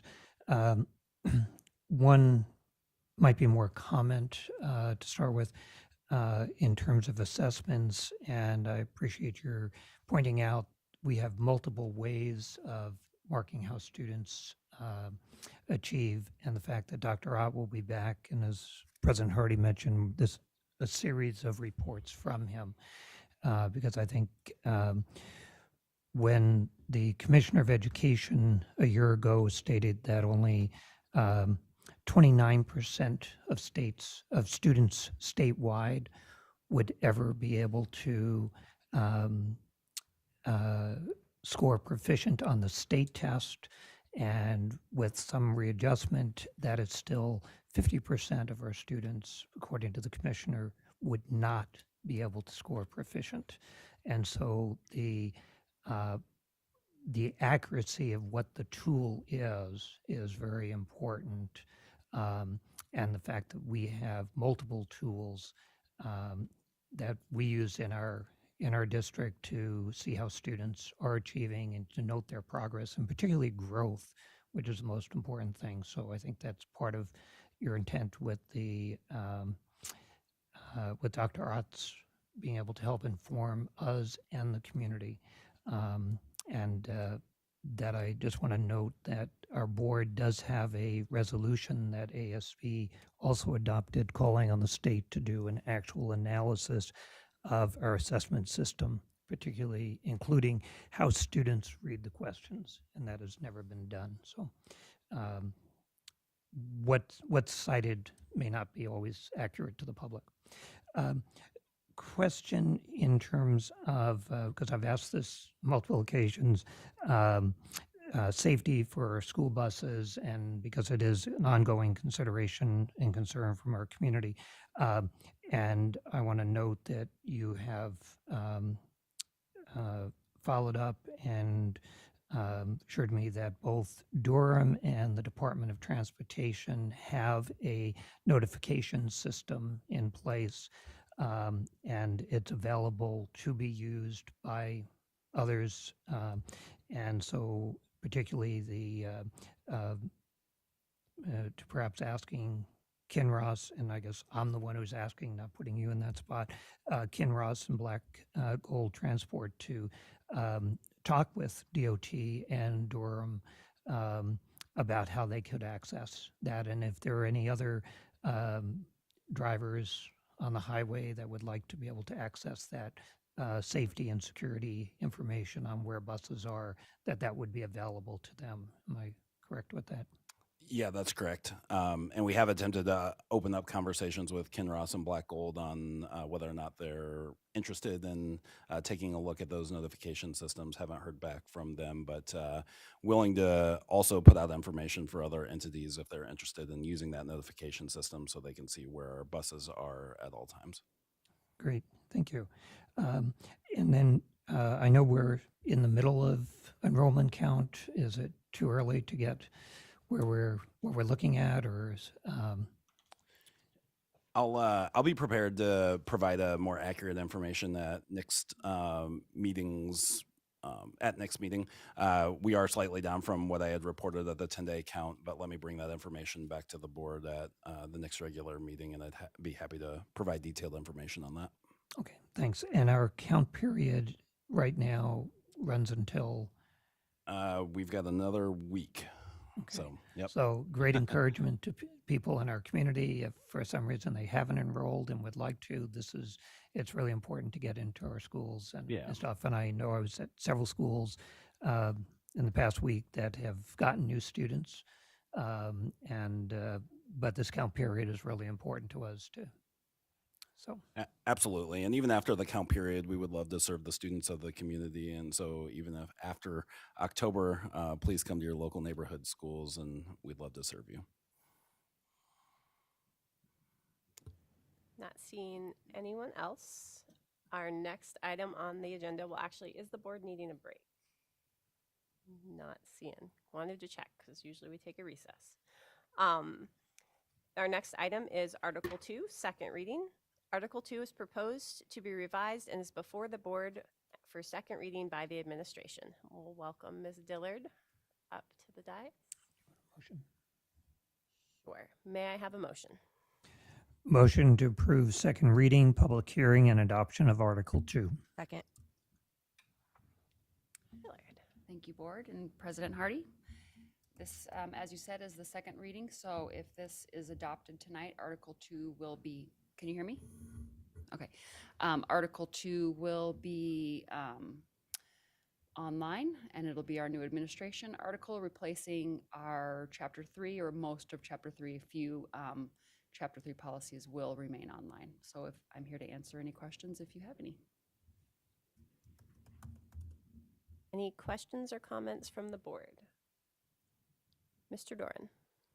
Just a comment. I appreciated being able to go through it in work session. President Hardy for organizing that, and Ms. Dillard for as I went through it, the way you captured the various edits and conversation. So thank you very much for that work. You're welcome. Mr. Burgess. I just want to echo those sentiments. This is it was a lot of work, and I wanted to thank the whole board and the administration. And Ms. Dillard, I'm amazed at how well you can keep up with us in those work sessions. So truly appreciate that work and your expertise. I'm not seeing any further comment, but before we, was there one? Ms. Maple? Nope. Somebody gave me a. All right. Before we go to the vote, though, is there anyone in the room wishing to provide public comment? Seeing none, public comment is now closed. Mr. Doran? Can I add a comment? Sure. Okay, brief. I was asked today by somebody who said, boy, you guys have been spending a lot of time on policy. And one of the things I was saying, and compliments to the entire board and the administration who has assisted with it, is that this is an opportunity that few boards get to actually go through the entire policy book.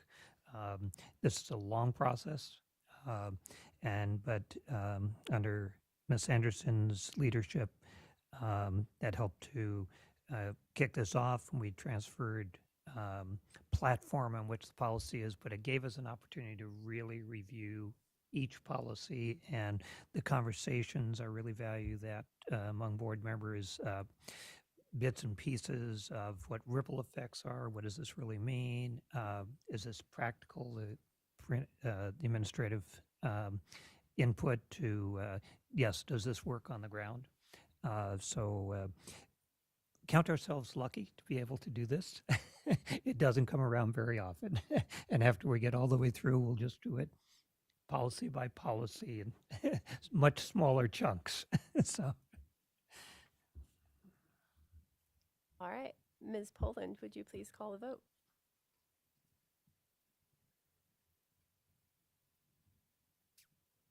Colonel Foster, Yes. Colonel Cole, Yes. Charlie, Yes. Mr. Doran, yes. Mrs. Burnett, Yes. Miss Maple, Yes. Mr. Burgess, Yes. Mrs. Sanderson, Yes. Ms. Marati, Yes. Hardy, Yes. motion carried.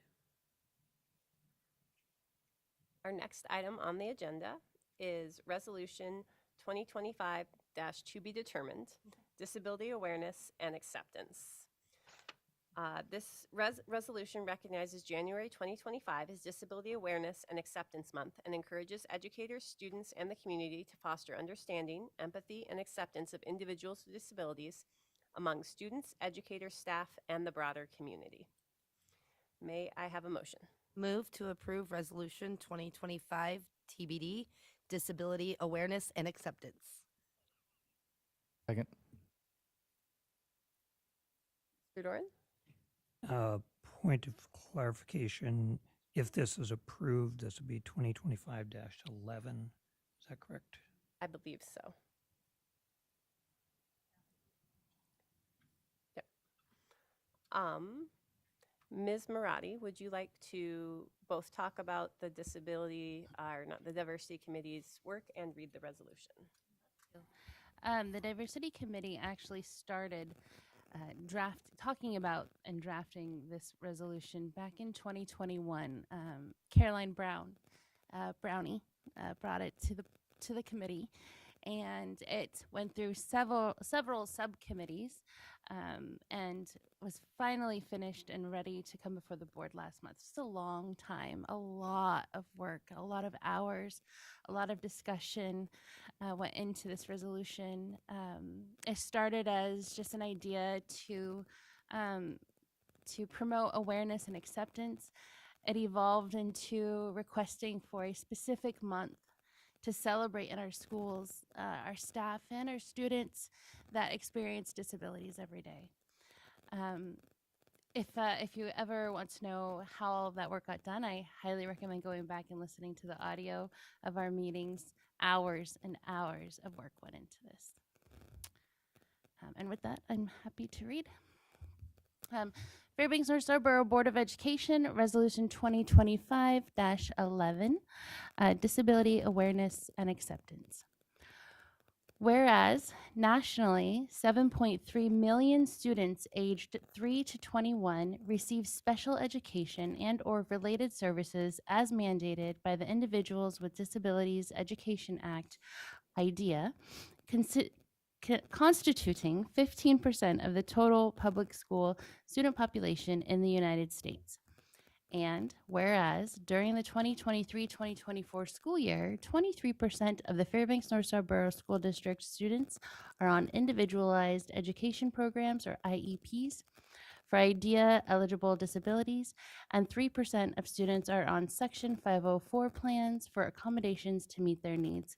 Also recognizing some students may be receiving services from both, and acknowledging the paramount importance of fostering societal awareness and acceptance of disabilities as an integral aspect of human existence.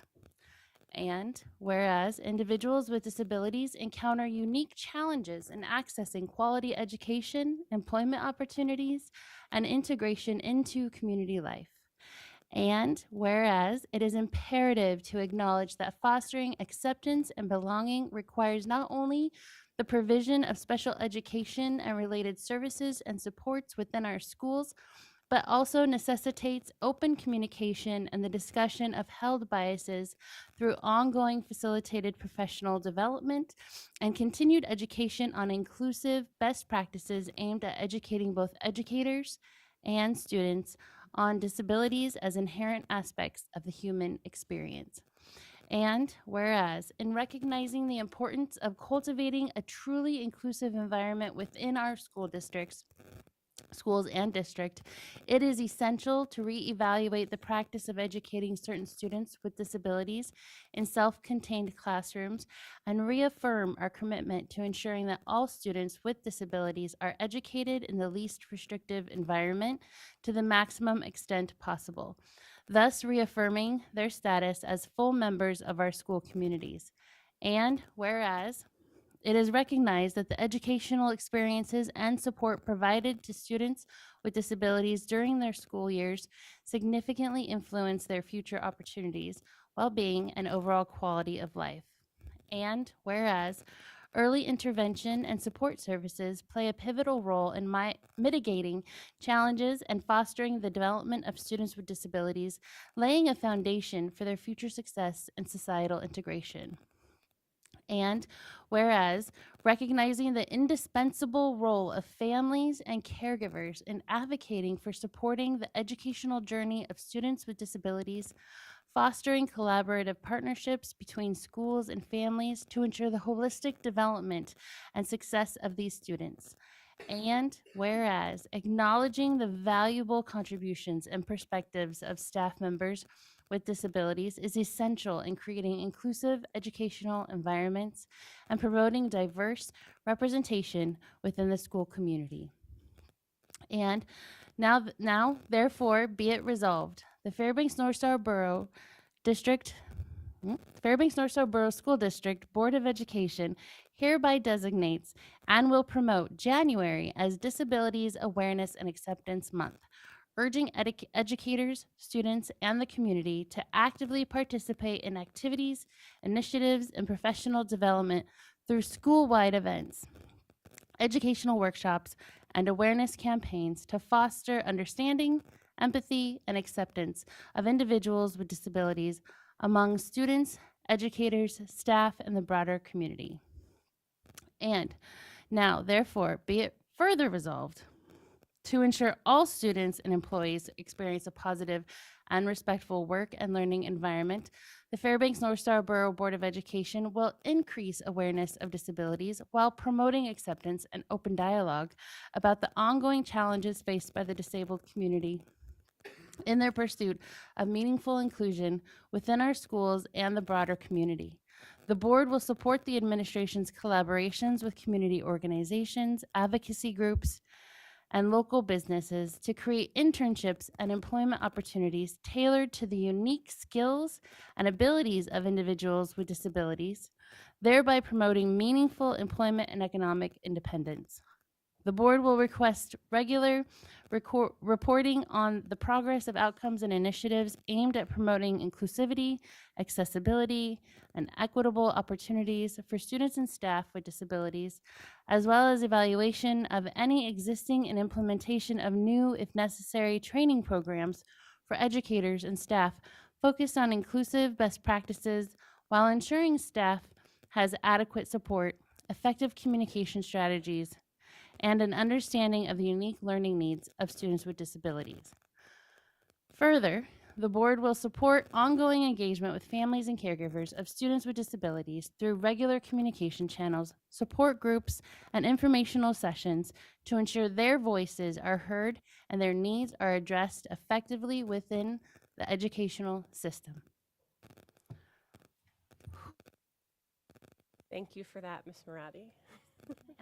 Yes, ma'am. And I wanted to add also that, and huge thanks to Kate Hall, our SPED department executive director, and Dr. Meinert for both coming.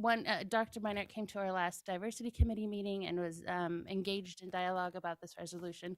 And Kate Hall was vital to making sure our facts were straight and that we had the right language in this resolution. So thank you both for your help on this.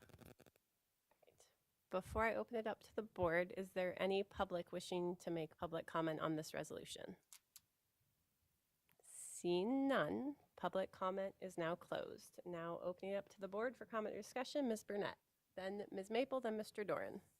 Thank you, President Hardy. Through the chair, I wholeheartedly support this resolution, which was recognizing Disabilities Awareness and Acceptance Month. I am the mother of 2 children who have type 1 diabetes, and it is a daily battle. My son is homeschooled because of the trauma he has experienced from something like this and having a disability. So I wholeheartedly support this. This resolution encourages educators, students, and the community to create an environment where individuals with disabilities are accepted and respected, and that is so important to me. By promoting awareness and compassion, we truly can build a community that values diversity and ensures that everyone, regardless of their challenges, has the opportunity to thrive. And so thank you, Ms. Marati. Thank you to the Diversity Committee. Thank you, Ms. Hall, for taking time and doing this. I wholeheartedly 100% support. Ms. Maple.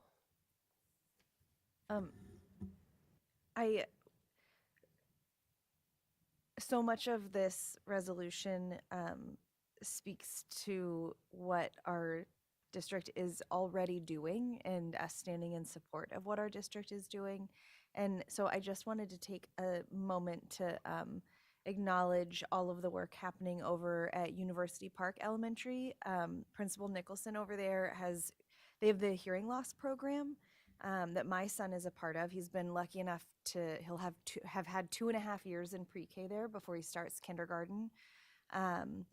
And the work that they are doing school-wide to create an inclusive space for kids with hearing loss, and for my son includes a physical disability, where we had a lot of concerns him entering public school, what kind of bullying he would face, and all of those concerns were alleviated by this culture within this school that works to educate. And it comes up in this that it's the upperclassmen being educated, it's the other kids being educated, that yes, we're creating this environment where my son and all of these kids have access to a quality education, and that they're getting the same level of education as their peers, and also their peers are benefiting from having atypical peers in their classroom, and that they're doing the really intentional work of welcoming by educating.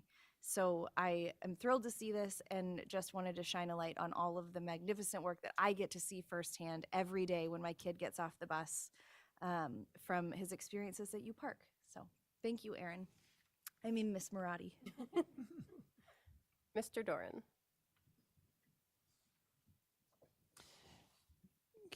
I want to start off by really expressing my thanks to the Diversity Committee and for this being brought forward. I definitely support the underlying premise that this has: its awareness, its inclusion, its recognition.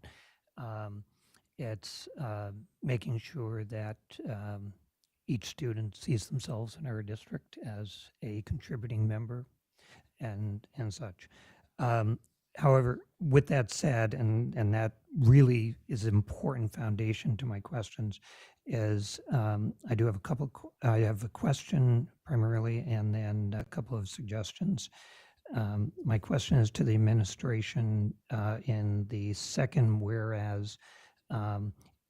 Is it factual that we have students receiving services both under SPED, IEP, and the 504? I know at one time that was not the case. They were complementary, but I wanted to just make sure that's accurate. That is accurate. Okay, thank you. Okay. In the fifth whereas, I would like to suggest perhaps a more positive wording of it, and I think it's very much in the recognition that Ms. Maple had reference to of what was going on in our district. The way I read it, my impression was when we talk about to reevaluate, reaffirm, sort of that we're not doing it. And I would suggest that we word it in that second line, it is essential to affirm, so skipping down to the third line, our commitment, because, so I would suggest taking out some wording there, and in the last line of the fifth whereas, also saying where it says, thus reaffirming, that it be thus affirming. And I would speak to that. I don't know if you want an amendment as such, or you want it out there for conversation. I think we could do conversation first, and then there's Okay. no. Oh, were you going? So you have more to say on that piece. Go ahead. Well, then I would put that out there for conversation. I'm willing to talk a little bit more about why I think it's important. But it is, what I am suggesting is that in the second line, after it is essential to, that we delete the words reevaluate the practice of educating certain students with disabilities in self-contained classrooms, and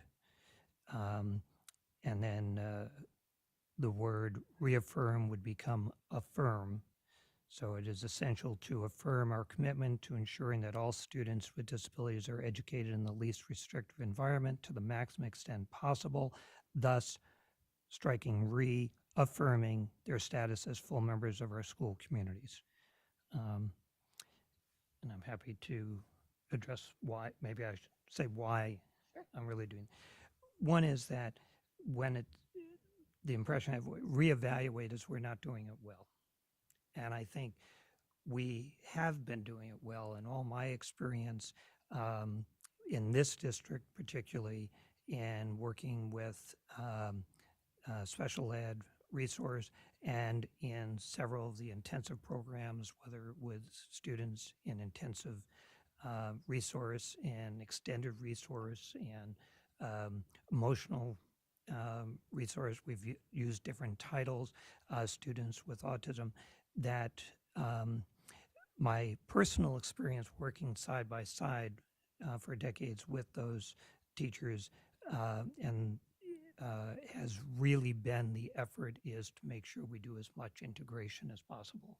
And that actually the intent is to reach a point where they may not need those services at all, and being able to do that. And I think our SPED department has been consistent in doing that.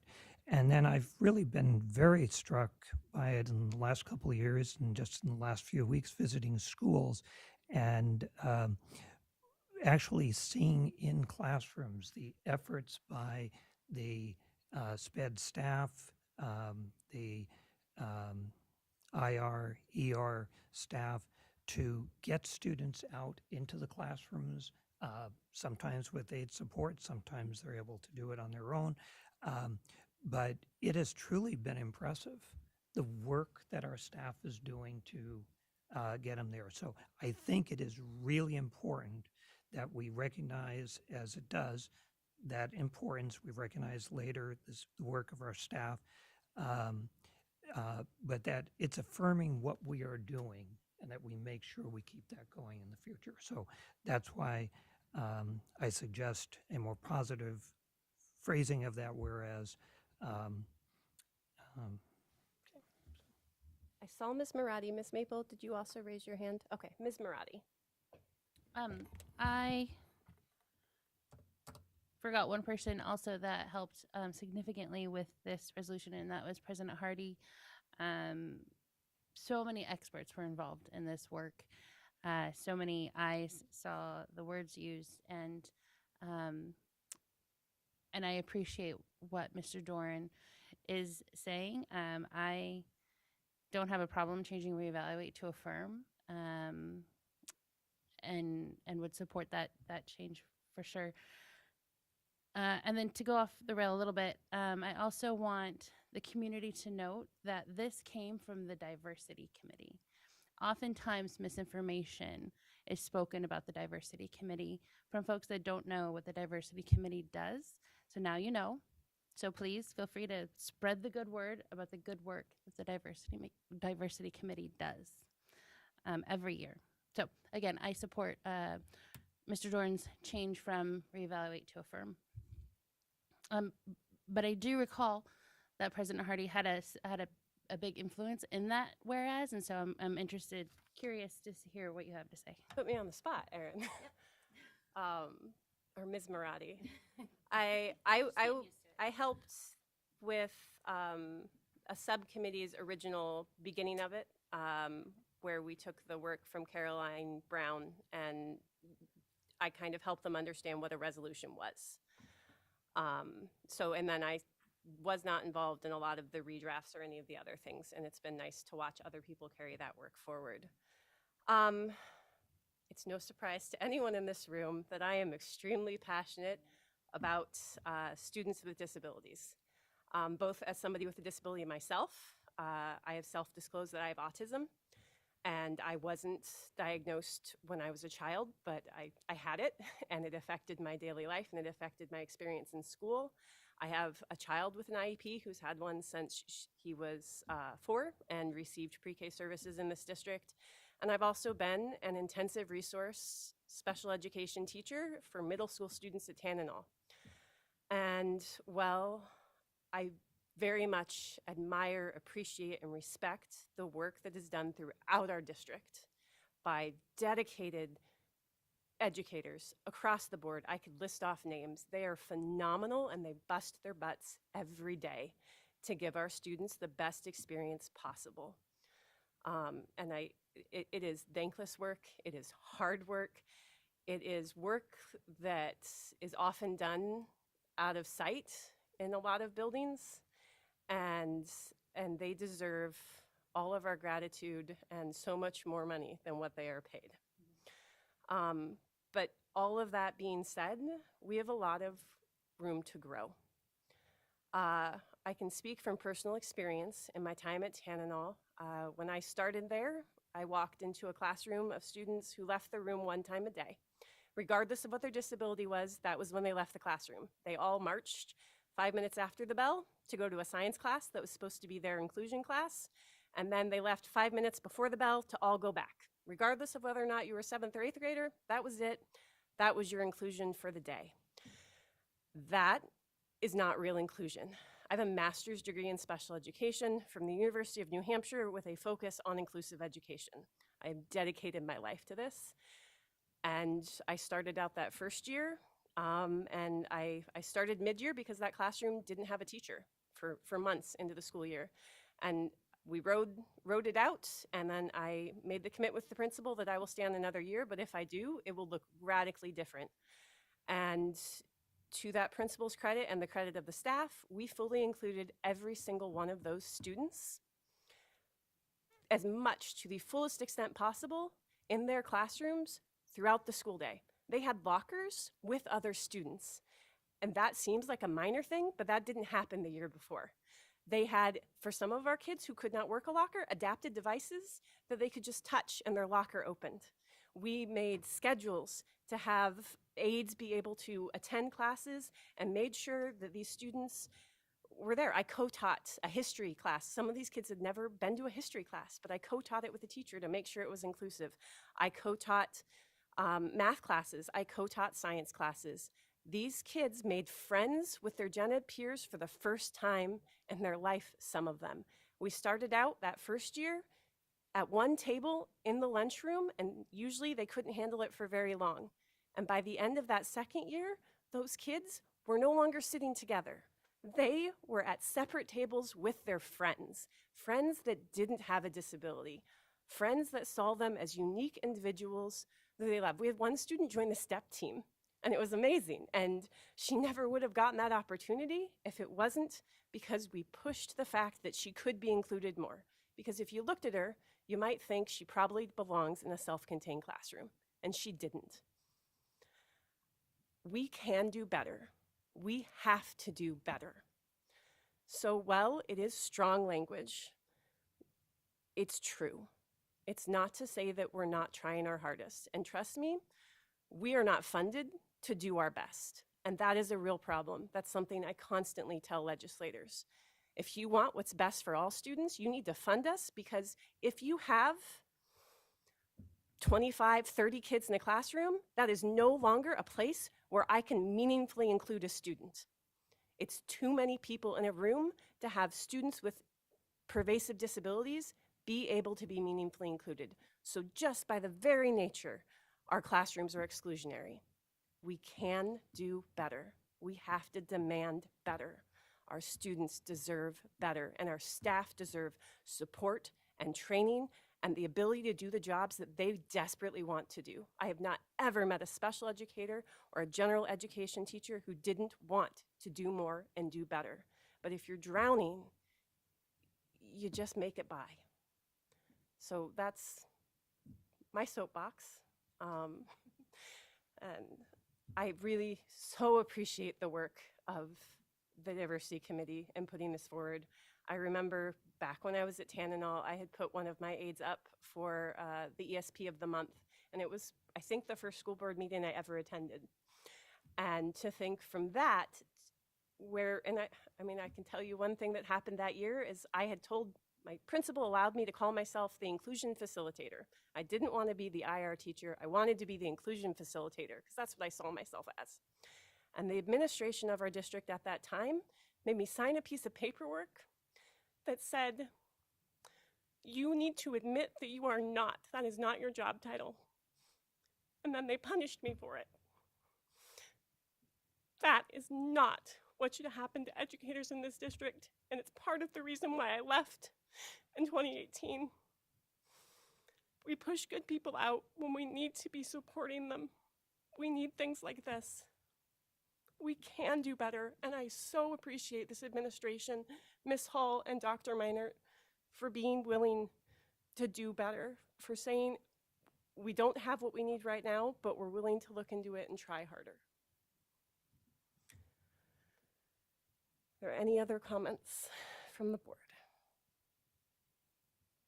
Mr. Doran. Just, it's kind of a point of order, but we, I think, are streaming an agenda item that we're not yet on, I know, it's been up. and it does flip around, so. Okay. Not up. The Zoom is up. That's just in our boardroom. So the rest of the community cannot see that. I really appreciate the testimony and unfortunately the experience that you had. I think the resolutions should be,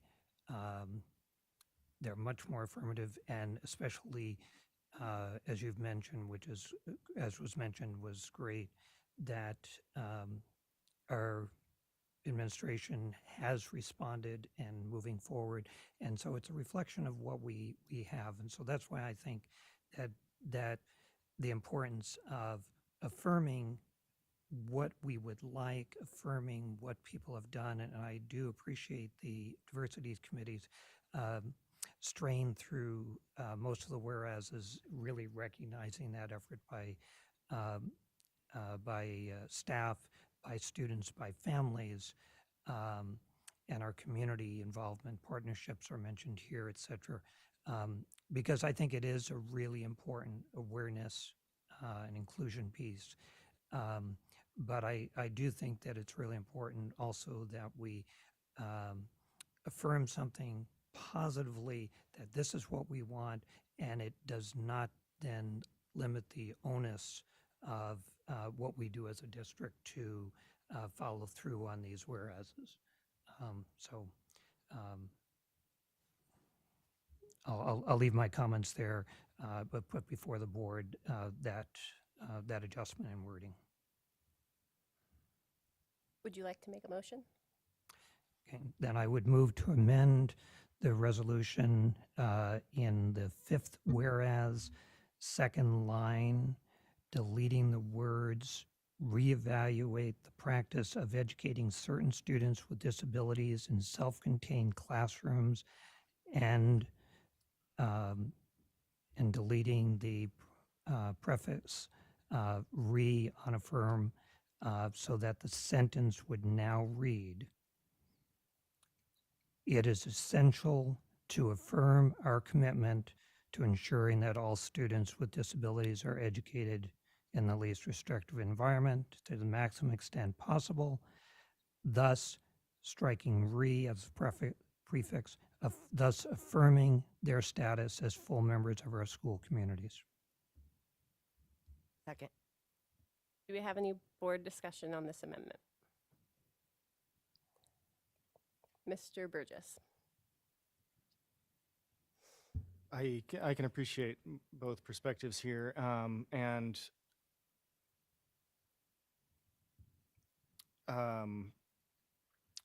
I think that there might be a way that we can keep the piece of integration with regular classroom while still addressing the concern that the phrasing could be more positive. You know, I'm not certain on whether or not I want to support the motion at this time. I think that we could improve it a little bit if we're going to modify this whereas by inserting language towards the end about integrating students into classrooms. It goes right along with the educated in the least restrictive environment to the maximum extent possible. I would appreciate some time to craft the motion, but I think that we can do a little bit better. I'll put myself in the queue. First, I will say I actually support the amendment as long as we're all real about what we're really saying here. I think affirming our commitment to something says the same thing. So I don't mind doing that, but I think it's important to be honest about where we are and where we're headed. The part about the least restrictive environment to the maximum extent possible is actually directly out of federal language. That is called the LRE, your least restrictive environment. And that is the current mandate by federal law of what we are supposed to be doing. And there's a lot of SPED law around that and what it actually means in practice. But I don't think there's a reason to belabor it. I support Mr. Doran's motion. Mr. Doran. And just to clarify, that part of the sentence is, or the whereas is not deleted. That stays. Okay. Any other board discussion? Seeing none, Ms. Poland, would you please call the vote? Colonel Cole, Yes. Miss Charlie,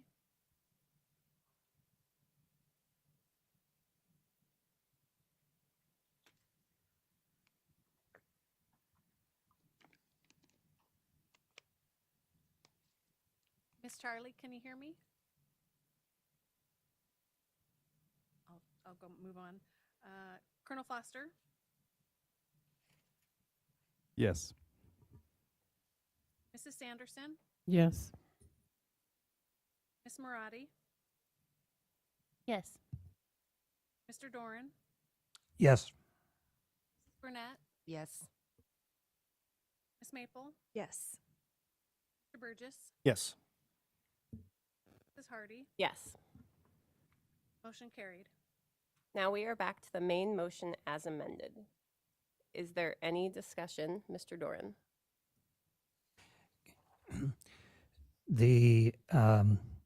I'm going to suggest that we basically delete most of the therefore be it further resolved, except for the last sentence which I would move to the end of the first resolved. And the reason that I'm suggesting that is this becomes rather prescriptive. Some of these things are already done as a matter of practice. Some of them are actually referenced in the first resolve. And so there are multiple things that I find problematic in that further resolved. But I do think that last sentence should be kept and added to that.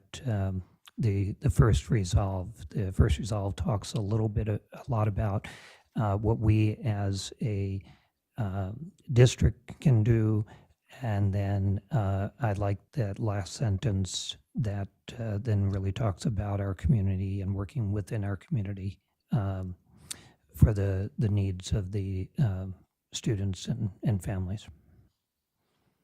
I saw Ms. Marati and then Ms. Maple. I did tell the diversity committee that Mr. Doran would say that, and asked them to consider shortening it, and they declined.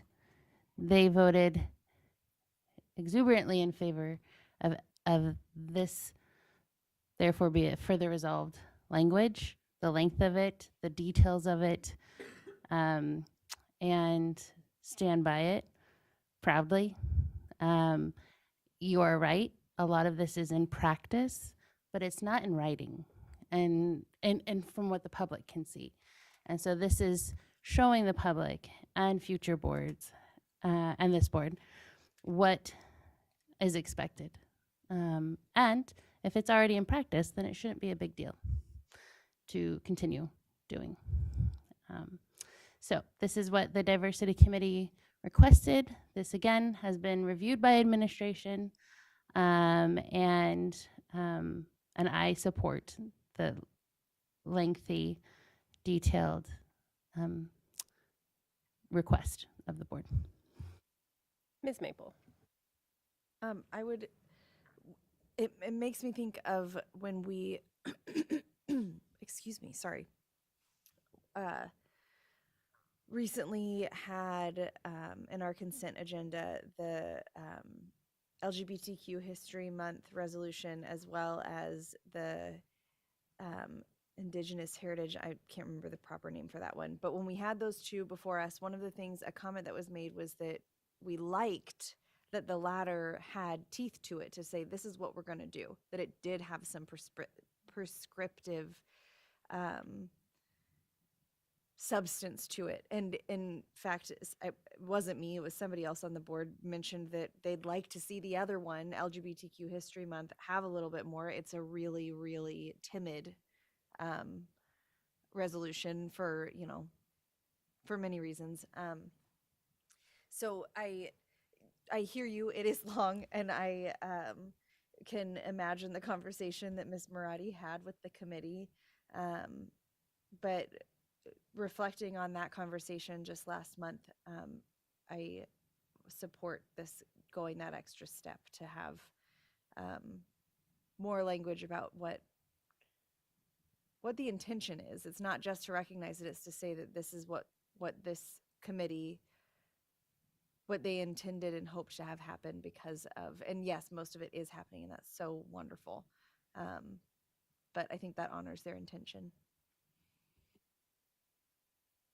Mr. Burgess.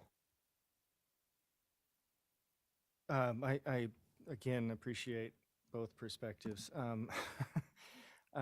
It is, I was, as we went through this, I did have similar thoughts as Mr. Doran, that it seems prescriptive and almost in the realm of policy. And so I have a question for the administration through the chair. Do we have policy or AR that covers these items? I think it's better found in state regulation and state statute than policy, but still something that the administration of the school district has to follow. follow up? Go ahead. Would you find anything in this resolution to be overly prescriptive or challenging to accomplish? Overly prescriptive, yes. Challenging, yes, given the resources we currently have. But yeah, I mean, I would share some of the same concerns that I do feel like it's fairly over prescriptive in its nature, but agree with the intent set forth by the committee.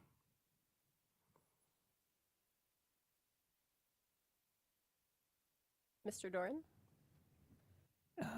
I appreciate getting various perspectives on it, and I definitely want to applaud the committee for its work and conversations, and they're making their recommendation and offering their advice on this. I do find that this further resolve, it's really one of the things it does, it's addressed to the board to do, and which is, you know, there's pieces that really concern me about our getting into management with it, and I share the concern for how this adds to our workload, adds to the administrative workload, but not necessarily furthering the intent of the resolution itself. And the fact that most of this stuff is indeed, yes, there, we have to do it, and we do it.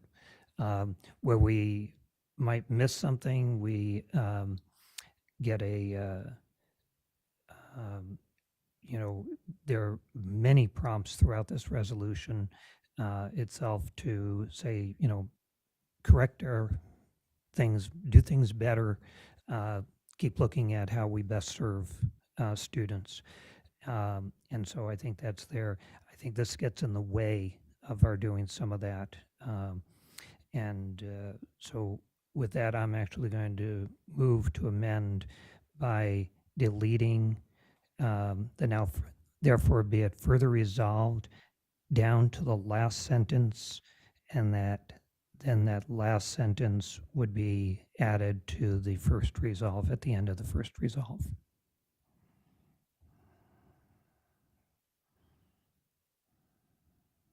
Ms. Marati, I think you had your hand up. Oh, sorry. Second. Ms. Marati. Thanks. I wanted to, through the chair, thank Mr. Doran for pointing out that all of the actions requested in the second, therefore be it further resolved, are requests of the board, not administration. So specifically, it says that the Board of Education will increase awareness of disabilities while promoting acceptance and open dialogue. The board will support administration's collaborations with community organizations. The board will request regular reporting. It doesn't say administration will provide, it just says that the board will request regular reporting on the progress. And the board will support ongoing engagement with families and caregivers of students. So again, thank you, Mr. Doran, for reminding me of that. The diversity committee did talk about that it had to be actions of the board's resolutions. Rarely can they be requests of administration. That's going way out of your lane, so our lane. And so these are actions that the board will do or support or engage in. And I feel like this board is more than capable. This board is more than capable of doing these actions.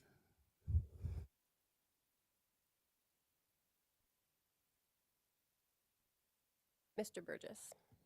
I also appreciate that clarification that these actions are all for the board, and that does feel appropriate to me. Thank you. Not seeing anyone else, so I will put myself in the queue. I also really appreciate that it is on the board to do this, and I have also really want to thank fellow board members for, in my time on the board, you guys have all grown your understanding of disabilities and special education and have been so supportive of making sure that they are at the forefront of making decisions, not more than other students, but being considered. And I thank you all for that and the administration. I support having this paragraph remain the way it is. Mr. Doran. I just want to note that these are things, as been acknowledged, these are things pretty well addressed to the board. Will do these things, but it's the administration who has to do them for us to say they were done. So we're really, it's really putting the onus on the administration and their team, as they are short-staffed, as they already do some of these things, if not all. I mean, actually, I could say I've experienced all of these as a board member and as a principal in this district. And I think that recognizing that, I really feel strongly that this is a well-intentioned but not appropriate part of this resolution. Any further board comment?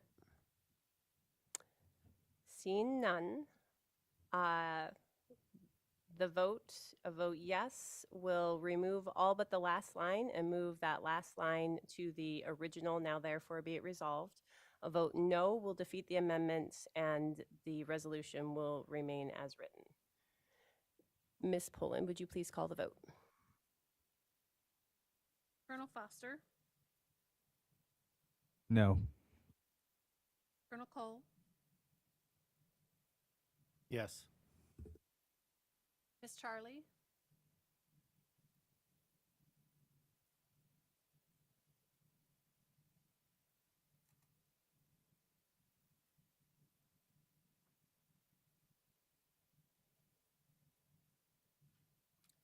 Miss Charlie, Mr. Burgess,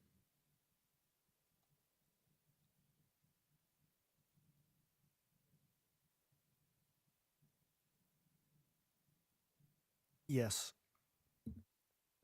Mrs. Sanderson, Yes. Marati, No. Mr. Doran, Yes. Mrs. Burnett,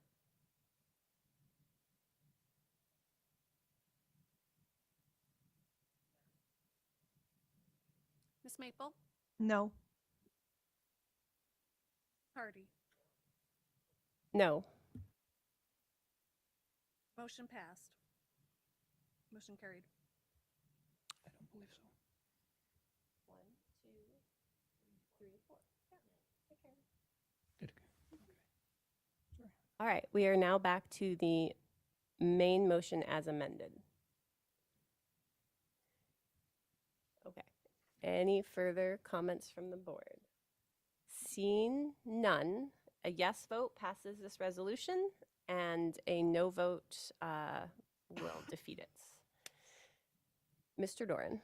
And just for the listening public, if they've gone online looking at the agenda, the resolution number, just if I might, is 2025-11, because on the posted agenda it was 2024 TBD. Thank you. It's 2025-11.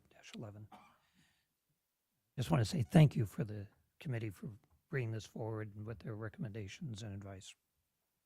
Colonel Cole. Sorry, I just had a question about January versus March, Ms. Marati. Put me in there. Yes, Ms. Marati, go right ahead. Through the chair, thank you. That's a great question. We actually had a ton of dialogue, surprisingly, right, about the month. And we looked, there's several different months that celebrate different types of disabilities. And so it's very difficult to pick one. But once we started talking about January, the committee really started to appreciate January as a new start to the year, a month that didn't have as many other months involved in it, and a great start for the educators to start the year and jump on board. All right. I'm not seeing any other hands. So Ms. Poland, would you please call the vote? Try one more time. Miss Charlie?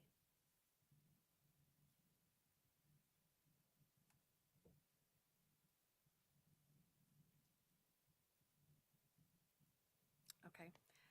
Colonel Foster? Yes. Colonel Cole? Yes. Miss Marati? Yes. Mr. Doran? Yes. Mrs. Burnett? Yes. Maple? Yes. Mr. Burgess? Yes.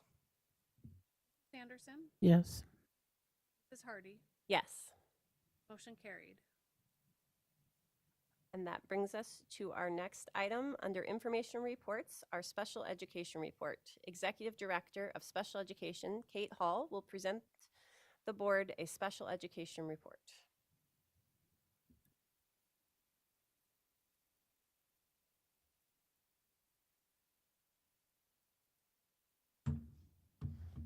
Sorry for the early slides. It was recommended that we get Airtame working, and then it just seemed to linger there. So, first, thanks for letting me speak tonight. It's always super gratifying to get to talk about the unique group of students that we work with in special education. We check your mic. Mr. Doran's thinking it.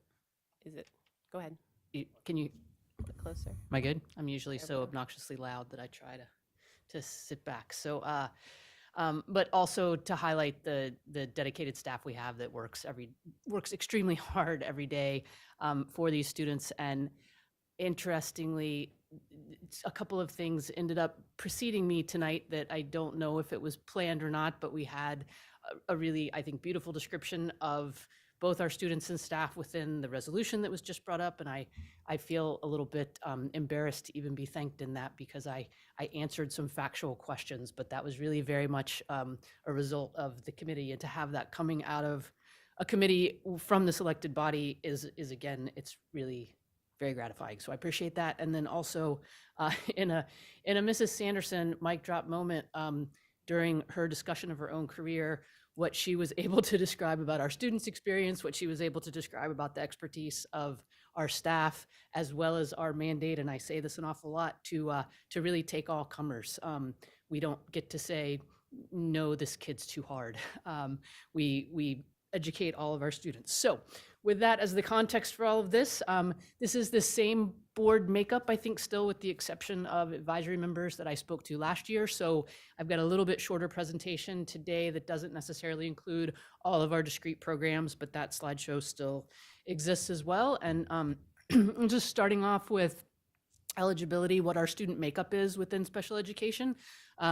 For those of you that are very detail oriented, I have 13 categories outlined in IDA at the bottom there. Alaska actually recognizes 14 categories. One is deafness and one is hearing impairment. And they're separated out in state statute, but we don't report them separately. And so there aren't separate numbers. So that's why 13 is there, not 14. Our total number of students that are eligible for special education as of the beginning of this month was 2,682 kids. Each of the numbers by those eligibility categories is the number of students that fall into those categories. This first slide is our what would be referred to as our higher incidence disabilities. So the overwhelming majority of our kids are specific learning disabled. We have a lot of students who maybe fall into more than one category or get more than one service. We choose a primary eligibility category. So you might have a kid who is both learning disabled and speech impaired, but learning disability would be their primary category. The next page there is what is referred to as lower incidence disabilities. So these are the disabilities that we see less frequently. The ones that are X'd out, the group is small enough that it could potentially be personally identifiable. So those numbers are left off, but you can sort of see that that we have large bodies of students in certain categories and much smaller in others. And again, there's some level of overlap there. So least restrictive environment has been a big topic of discussion, and least restrictive environment is, as Mrs. Hardy pointed out, is is language from federal legislation. So it's part of the Individuals with Disabilities Education Act. While I am extremely proud to say that the Fairbanks Northstowe Borough School District consistently has grown in our participation of students with disabilities in general education over the last 11 years. I am also very proud to say we have the highest rates of inclusivity of any of the large school districts in Alaska.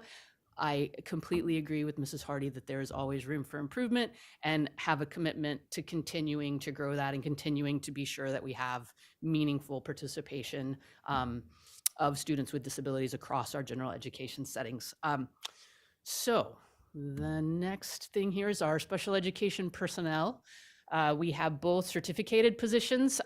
There's a lot of different types of people that work within special education. So people think very generically of teachers and aides and administrators. Outside of teachers and aides and administrators, we have therapists, we have psychologists, we have specialists for students with vision impairments, specialists for students with hearing impairments, sign language interpreters, occupational therapy assistants, lots of different categories. The numbers on the bottom of this are certified vacancies. So certified teachers, SLPs, therapists is 15 vacancies at this time. And from the PDF that was sent with the agenda, the support vacancies number is probably a little bit different. It changes somewhat continuously. So I think it's actually 42 now, but since this was a PDF, I couldn't change it again. But we hired somebody today.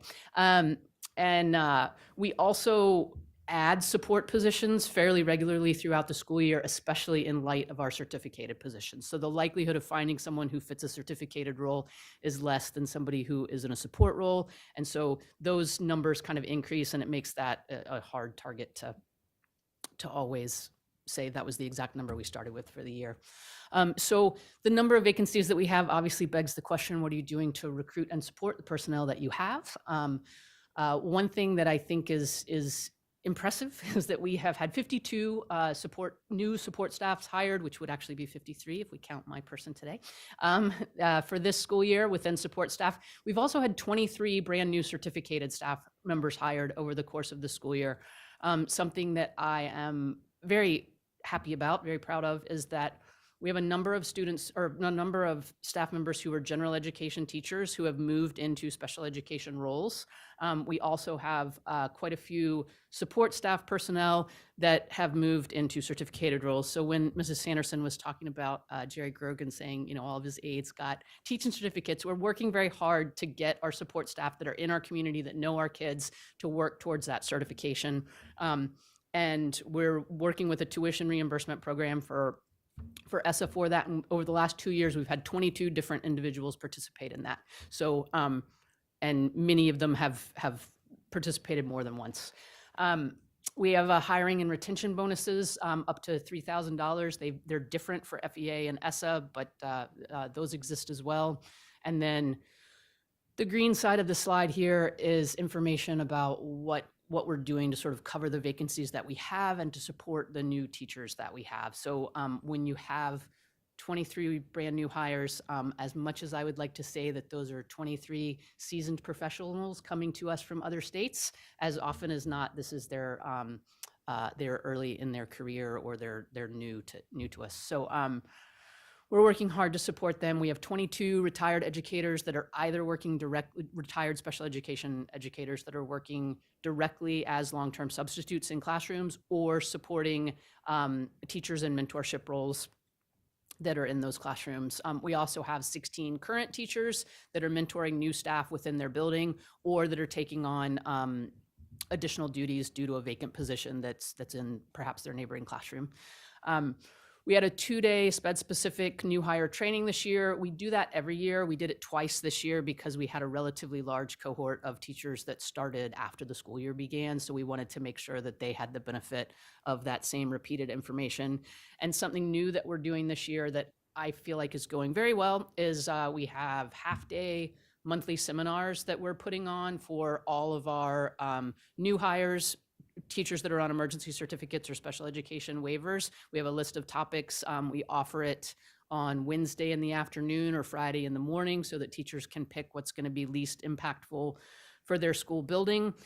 It gives special education administration an opportunity to have some real not necessarily individual, but small group FaceTime with our new teachers. It gives them an opportunity to be more comfortable with us, as well as us to be able to give new, good, up-to-date information, and something that I always refer to it as district folklore. We have, while our seasoned professionals are wonderful, they sometimes are stuck in ideas that are maybe not exactly where we want to be going and exactly the direction that we want to be moving. And so it gives us an opportunity to provide the new correct information that we would like to be getting out, instead of just perpetuating things in school buildings. Let's see, we've had, again, because we have so much new staff, we've had a really significant focus on professional development for this year.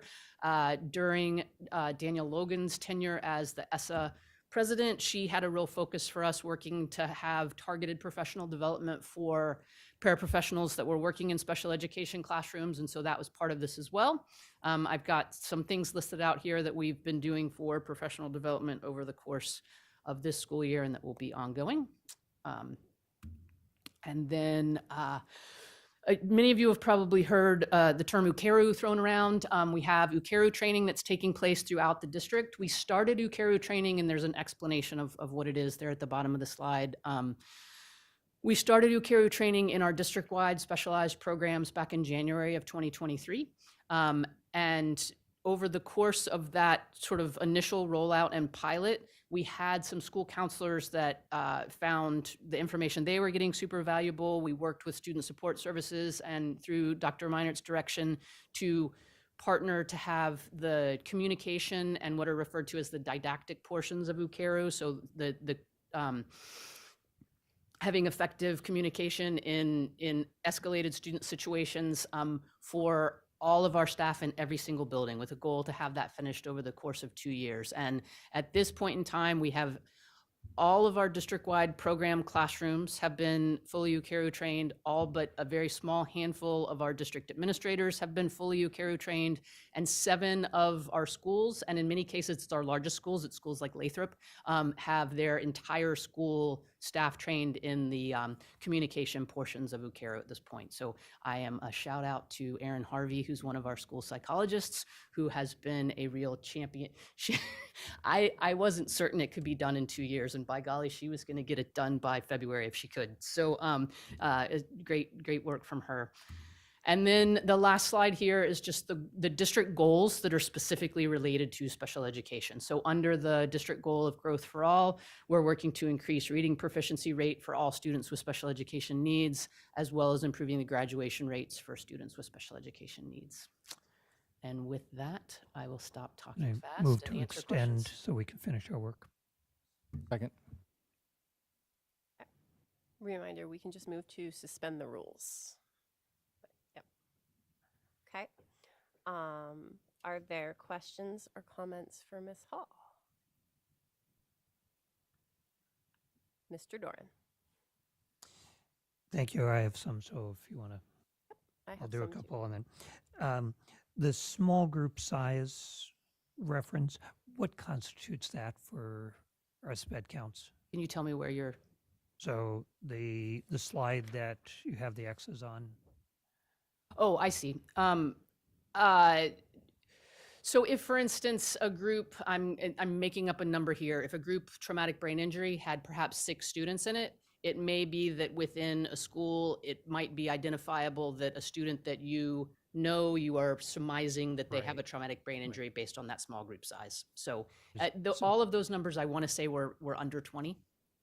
Okay, and the reason I ask that is when we do assessments and the state breaks it out, they use 10, I believe, and I was wondering, so this is less than 20. And it was, yeah, it was a pretty significant jump once you went below emotional disturbance, yeah.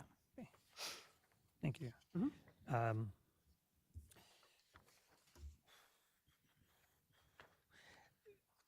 Could you, talking about UCURA, and I'm familiar with CPI and certification. I know one of the issues was that has been that SPED having a de-escalation program that leads to certification is an important thing for service, first service to kids appropriately and Sure. thus working, but also liability. So does UCURA do a certification as well? And if you could explain a little bit the complementarity between UCURA and CPI. Yeah. So the first part of it, sort of the complement between CPI and UCARU, the state of Alaska requires that we have crisis intervention training from an approved group of crisis intervention vendors. Crisis Prevention Institute is the vendor that Fairbanks has used as long as I have worked here and is very common across districts in Alaska as well as districts across the state. It is specifically, while there is again, a didactic communication de-escalation portion of that, the part that the state wants to make sure that we have certified staff in is in the event that we have to have hands on kids. So a restraint kind of a situation, that we have staff that are trained to do that. And CPI is that training. UCARU is not a restraint program. And is not reported in that same way. And it does carry a certification in the sense that UCARU recognizes you as having been trained in these techniques in these areas, but it's not something that is reported or required by the state. Does that answer your question? Follow up with that. Yes, I think pretty much. So, but just to clarify that Mhm. we are doing both CPI and UCARA. Yes, thank you for that. Yes, CPI absolutely is still in place. It is still in place with the same types of staff members and the same number of staff members that it always has been. That is not going away. I consider UCARO just another tool in the toolbox that we can use prior to getting to a level that might require CPI. So for both student and staff safety and sort of the interpersonal relationships of student and staff, UCARO is a less intensive intervention. Right, great. That really is helpful. And also on that one, and then see whether somebody else has questions. With that explanation, I know CPI, some schools were looking to do them as their team, so that you had certified staff and support staff working together and training together. UCARA, is that still an option for schools, or maybe less necessary to do it as a team, but often they're working as a team? Do they have that option? I would say actually, UCARU, you're more likely to be trained with your whole school team than you are with CPI. So we had a crisis intervention specialist position that was created, I'm going to say 5-ish years ago, that is the trainer for CPI. Part of that was the volume of people that we needed to get trained in CPI and the lack of subs in the school district at the time. We weren't able to do these super large trainings. And so he does small trainings that people sign up for dates. There's some teams that sign up together. There's some teams that choose not to be out of their building all at the same time. And we do a number of dates throughout the year that don't require teachers to be out of their classrooms. The UCARU has entirely been done on professional development times. And we do either a whole school staff or a whole classroom staff together to the best of our ability. Great, thank you very much. I'm not seeing others, so I'll put myself in the queue. And if you don't have this number off the top of your head, totally okay. What percentage of our total student population is receiving special education services? And it's kind of for the general public, because I know we've talked about this. How has that percentage grown in the past decade? I'm going to go with what I believe is the correct statistic that was in the resolution you just passed, which I believe is 23%. We don't have this year's official count, so I have this year's official special education, or not official special education count, but October's special education count, but we don't have the district count at this point. So it's somewhere, I would say, between 21 and 23% roughly. That is significantly higher than the national average, and it has been on a steady climb since, if memory serves, approximately 2016, 17, we've been on a relatively steady increase. The district sat at about a 15 to 16% special education population for years and years, and then had a steady climb starting about 7 or so years ago. Follow up more for public so that people Yeah. are aware. So our funding, though, has not increased in that time since we are funded. If you want to talk a little bit about that. Yeah, and I'm not sure it would be genuine to say it hasn't increased at all, because by dollar amount, it certainly is possible that it has, but each individual employee, certainly our staffing numbers have not increased, and I haven't put all that together yet, but I'm reasonably certain that from last year's data that those have decreased over time, but it is essentially each person becomes more and more expensive every year. So if we're spending the same amount of money year over year, it's fewer people that are serving the students. Yeah. Yep. So we're doing more with less. And just when you look at our foundation formula, it's a 20% of your student population. They give you what's like 20% bump to say that this is what your SPED funding is, unless I'm incorrect. And so we're well over that, even just in our general SPED percentage as far as what we're funded for. And that was when we changed. We used to be funded per however many students were. And then when the foundation formula changed, we became just a block grant. And that meant that this is how we work depending on our student population.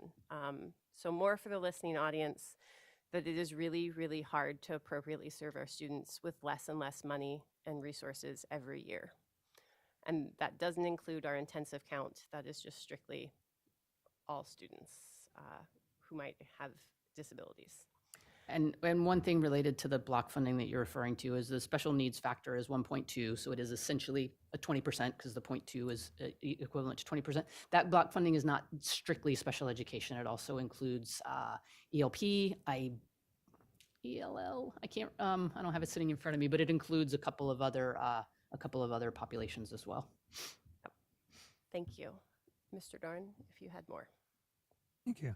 And just as a follow-up to Ms. Hardy's question, on intensive students, are we seeing an increased need for those, or are we staying pretty much around the same? And I know every year is a separate count, but what are you seeing in terms of? So I think there's two potential definitions of an intensive student. There's what the state counts as an intensively funded student, which is not necessarily what an intensive needs student might be for an intensive resource classroom or a student that takes an intensive amount of resources. So students that require more and more resources, I would say yes, there's been an increased number of students that that school teams are determining need to have access to a specialty district-wide program in some way. There has been an increase there. Our overall students that are eligible for intensive funding by state statute, it's difficult because it's kind of a small population compared to the overall population. So a few students here or there changes percentages relatively significantly, but that number is reasonably steady over time. Great, thank you. And thank you for that distinction because it's real important. Just a couple of things. What I'm noticing that as I'm visiting classrooms that are more intensive needs, not the intensive funding, but our district-wide programs are needing, or it seems to me needing, using 2 rooms, whereas typically, or back a number of years, we'd say we have a district-wide room set aside or planned into a building for special needs. But I'm seeing that more schools, and it's pretty consistent, using 2 rooms to meet the needs of those students. So are you seeing a growing space needs for those students? Yeah, I'm not sure. I've been in an administrative capacity for maybe 5 or 6 years now. In that time, it certainly has not changed. My experience with the district goes back significantly more, but it would be related to the specific schools that I worked in. And the specific schools that I worked in and was aware of, at the elementary level, we typically have a primary and an intermediate version of whatever program is in that school. So UPark, for instance, has 2 intensive resource classrooms. One is intermediate students, one is primary students. And that has not changed significantly. Within the middle schools, we used to have an IR at one middle school and ER at another middle school. At the time that we moved 6th graders into middle school, we were able to offer each type of district-wide program at each of our middle schools because the student population increased with the addition of the 6th grade. And so that's a change there. And our high schools, the only high school that I believe has doubles of classrooms is Lathrop, and it's just because it's such a significantly larger population than at our other schools, and that has not changed in my memory. So whether or not they're spreading out into more than their sort of 2 classrooms, that would be a building administration decision that I don't, it's certainly possible as people have space, they tend to use space. So, and I know some of our classrooms are empty. Great. Thank you. If I can finish with 2 complimentary comments. Sure. Not a question. One, I wanted to talk about the least restrictive environment and your notation that we have the highest inclusion of any large district in Alaska. And just to highlight, as when I was a principal, the number of parents who came to enroll their student moving here from outside, the number of parents who had special needs students who actually commented on that, the efforts that we go to. And, you know, there were times when somebody said, well, can we do more? Or, you know, I think my child is ready and we working with that or whatever it might be. But their feeling of more inclusivity here than they experienced in some other school districts in other parts of the country. So it's a compliment to what we do, and certainly in line with my comments earlier, how impressed I have been as I've gone around to schools, seeing the supports for students being included in rooms and activities, etc.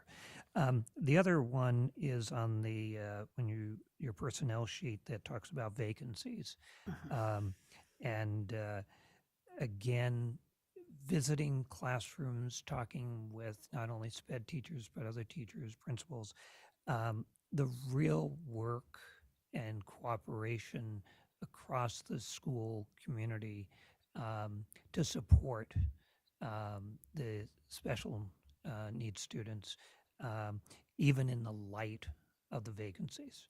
That somebody's saying, oh, I'm willing to take this on, maybe so we can spread kids out. You know, how do they get more kids into classrooms, into the regular classrooms when they do need that least restrictive, maybe smaller grouping, how they've used their staff. So it's just a great compliment to our SPED educators to do a lot of problem solving in a challenging staffing environment. So, Yeah, they are a hardworking bunch. I'm not seeing any further comments or questions from the board. Thank you so much for another great presentation and for all the work you do supporting our students and our staff. Thank you.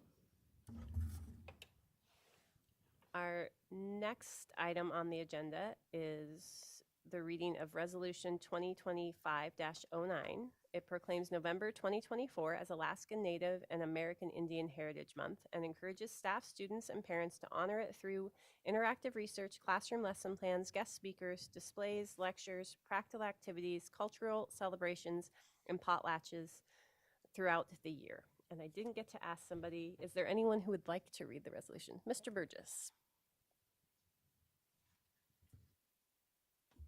Fairbanks North Star Borough Board of Education, Resolution 2025-09, honoring Alaska Native and American Indian Heritage Month. Whereas Alaska Natives were the original inhabitants of the land that now constitutes the Fairbanks North Star Borough, and whereas Alaska Natives value and respect traditional knowledge and skills as well as classroom education, and whereas students of Alaska Native and American Indian heritage are a significant population of the Fairbanks North Star Borough School District student body, and whereas Alaska Native and American Indian parents, guardians, and families are engaged in their students' education, and whereas teachers of Alaska Native and American Indian heritage distinguish themselves as educators in Fairbanks North Star Borough School District classrooms, and whereas principals and administrators of Alaska Native and American Indian heritage lead their schools and the district with vision, and whereas Alaska Natives and American Indians have served the school board with distinction, and whereas Alaska Native and American Indian paraprofessional and classified staff support all students' learning success. And whereas November is the time we traditionally give thanks for the abundance of our blessings, it is an important time to celebrate the historic and current role Alaska Natives and American Indians have contributed to our nation, state, borough, and school district.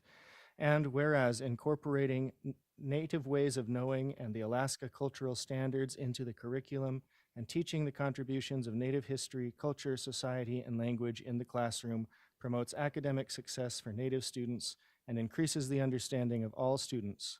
Now, therefore, be it resolved, the Fairbanks North Star Borough Board of Education proclaims November 2024 Alaska Native and American Indian Heritage Month and encourages staff, students, and parents to honor it through interactive research, classroom lesson plans, guest speakers, displays, lectures, practical activities, cultural celebrations, and potlatches throughout the year. Any board comments? Seeing none, I'm excited that we passed this in our consent agenda. Mr. Doran, would you like to, or I guess I should say, the next item is Resolution 2025-10, recognizing American Education Week. 2025-10 proclaims the week of November 11th through the 15th, 2024 as American Education Week, providing the opportunity to recognize public education and honor the team of people who work in our public schools, everyone from bus drivers, custodians, and classroom teachers to nutrition service workers, teachers' aides, administrative staff, and countless others who are making a difference in ensuring every student receives a quality education. Mr. Doran, would you like to read the resolution? Resolution 2025-10, recognizing American Education Week. Whereas public education in Fairbanks dates from 1904, and whereas a strong system of public education has created opportunity for generations of citizens to recognize their abilities and realize their potential, and whereas American Education Week presents the citizens of Interior Alaska with a wonderful opportunity to celebrate public education and honor individuals who are making a difference in ensuring that every child receives an excellent and equitable education. And whereas public support of education is as important today as it was in 1919 when American Education Week was first established, and whereas many influential organizations, including the National Education Association, the Parent-Teacher Association, the American Association of School Boards, and the U.S. Department of Education, lend their support to this recognition. And whereas a National Education Week is for the purpose of informing the public of the accomplishments and needs of the public schools, and to secure the cooperation and support of the public in meeting those needs. And whereas the educators, parents, and community partners who guide our children through the many milestones of learning deserve our highest admiration, respect, and support for investing in young people's futures. And whereas we all have a stake in public education and we all have a role to play. Now, therefore, be it resolved, the Fairbanks North Star Borough Board of Education proclaims the week of November 11th through the 15th, 2024, in recognition of American Education Week, providing the opportunity to recognize public education and honor the team of people who work in our public schools, everyone from the bus driver, custodian, classroom teacher to the nutrition services worker, teacher aide, administrative staff, and countless others who are making a difference in ensuring every student receives a quality education. Thank you. Is there any board comments or discussion? Seeing none, I just want to once again thank all of the people who make our public schools the amazing places that they are. That brings us to board and superintendent closing comments. We'll start down this way. Ms. Maple, switch it up. As I love to do, I want to address some public testimony.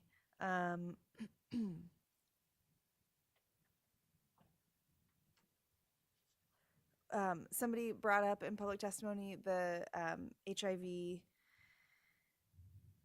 statistics that LGBTQ folks are disproportionately impacted by HIV. It was brought up in a negative, fear-inducing, quite disgusting way. And yeah, it's true that LGBTQ folks are disproportionately impacted by HIV. And you know what feeds those numbers? Refusal to provide comprehensive and inclusive sex education to our children. I hope to see those statistics change as we move forward as a community and as a nation to provide the comprehensive and inclusive sex education that belongs in our modern and ever-changing world, because the data is in, and shame and fear and stigma don't help. They do nothing to bring those numbers down, and they have no place here. So I just want to share that as we are talking about health curriculum right now. That is a relevant conversation, and I am really proud of all of the work that our administration does to make sure that we are providing our kids with the best education possible, and that includes comprehensive health education. And I thank the curriculum committee for their work on that, and I thank the public for their input. Because we could all afford to know a little more about the world we live in. So that's all I've got for tonight. Mr. Burgess. Nothing for me tonight, thanks. Mr. Doran. Thank you. I've got several things. As I was going through the consent agenda, I was noticing the number of grant acceptances that we approved. Some are federal grants, some are basically private grants from other organizations, et cetera. But what really struck me with the number of that is representative of the amount of time that administrative staff has put in to develop the plans for those, to submit them, to monitor the consideration times before we even get the money. And they're really trying to look out for what will help our students, our staff do their jobs better, and to provide those resources. And so I really wanted to recognize that.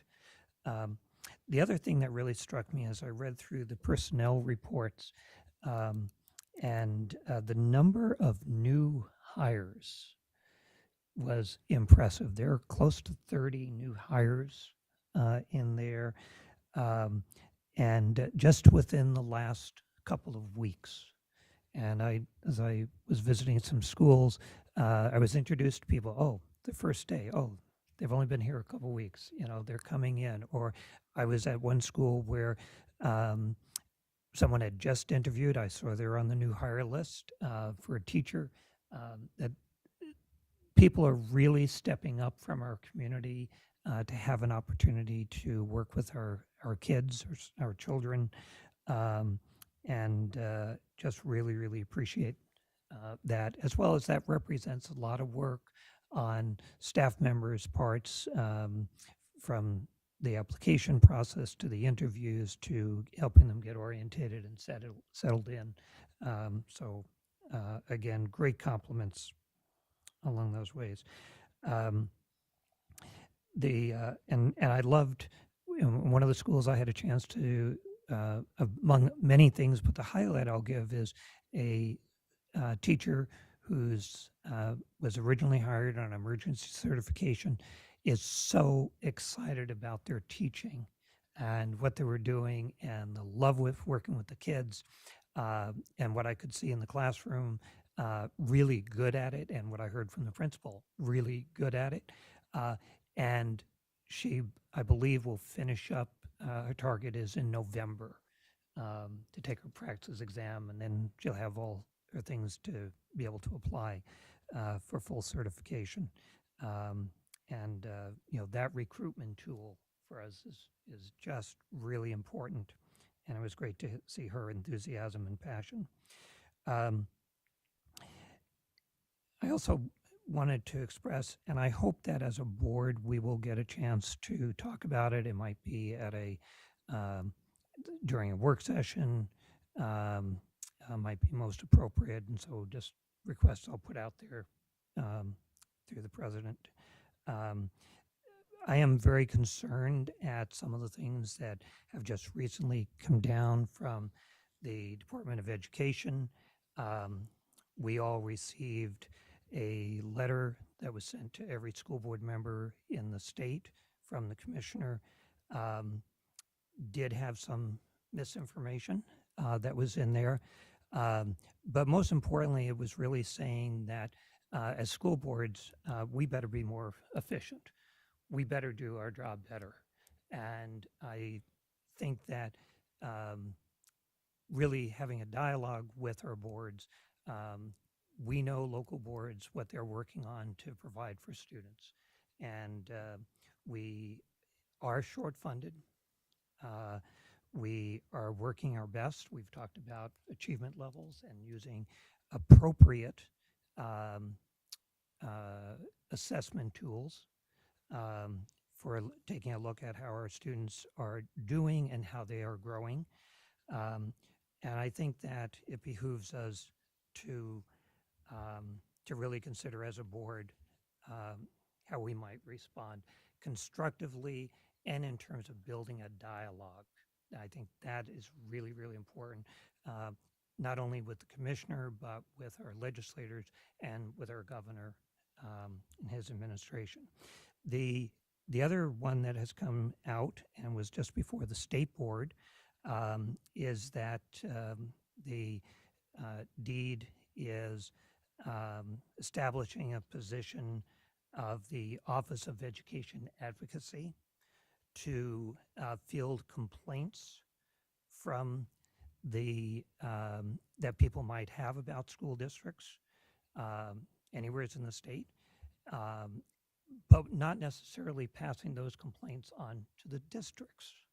They will undertake the investigation and operate accordingly.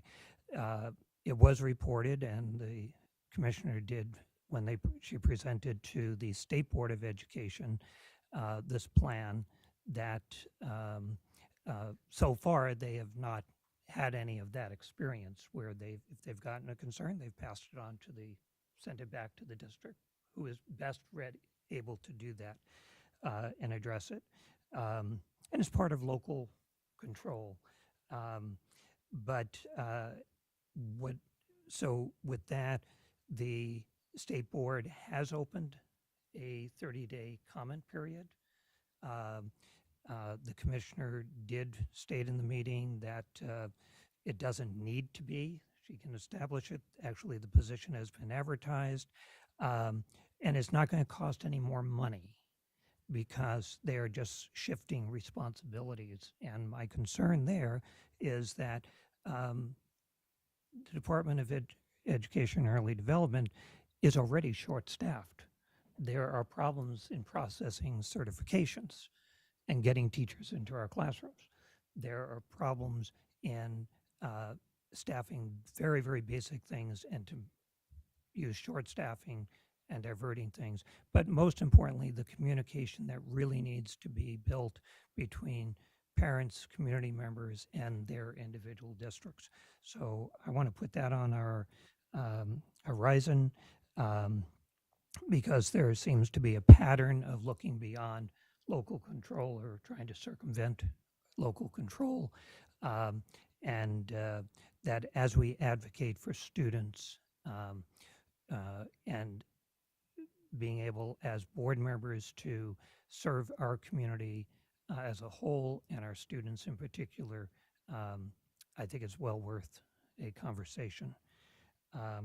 And the last thing I want to say is in terms of advocacy, again, a big thank you to Mrs. Sanderson and Ms. Murati for your service on the board. I'm very mindful of your involvements throughout the community. Ms. Murati, you've worked with a number of different agencies advocating for people in our community who sometimes don't always have access to the resources, and you've really stepped out with that. Ms. Sanderson, it was just a pleasure listening to your daughter and your son tonight, as well as others, having Miss Dominique back to thank both of you for your work. But again, Ms. Sanderson, I know you're involved in a lot of different ways within our community, work that you do very quietly. And I want to thank both of you for being such advocates for kids, for our community as a whole, and what you've done. So. Ms. Sanderson? I want to thank the board for your kind comments. And the only final words is I will take up again my graduation senior bags that I do every year. Just, couldn't do it last year. And so I will be contacting counselors and principals of our high schools for students for the criteria that I've set to be able to do this for students. And the previous year, I did 52 of those bags. Out of the 52, 2 of our students had been homeless all year. So they received this really cool, because I have a friend who hunts all this stuff up for me. And I want to thank community support, because there was $3,800 that was also given to this project. It was like the first time I was humble and I had to ask for help. But being able to have really cool traveling suitcase bags that these 2 students were able to receive with some pretty cool things on the inside. So I'll continue to do that, and I'll be contacting our counselors and assistant principals here shortly. Thank you. Ms. Burnett? Thank you. Once again, thank you, Ms. Maradi, and thank you, Ms. Sanderson, for your service, your dedication, and your unwavering support to our students. You will be absolutely missed on this board. Next, I'd like to give a shout out to the Adventure podcast, the latest episode, Leading as Student Athlete, one of my favorites.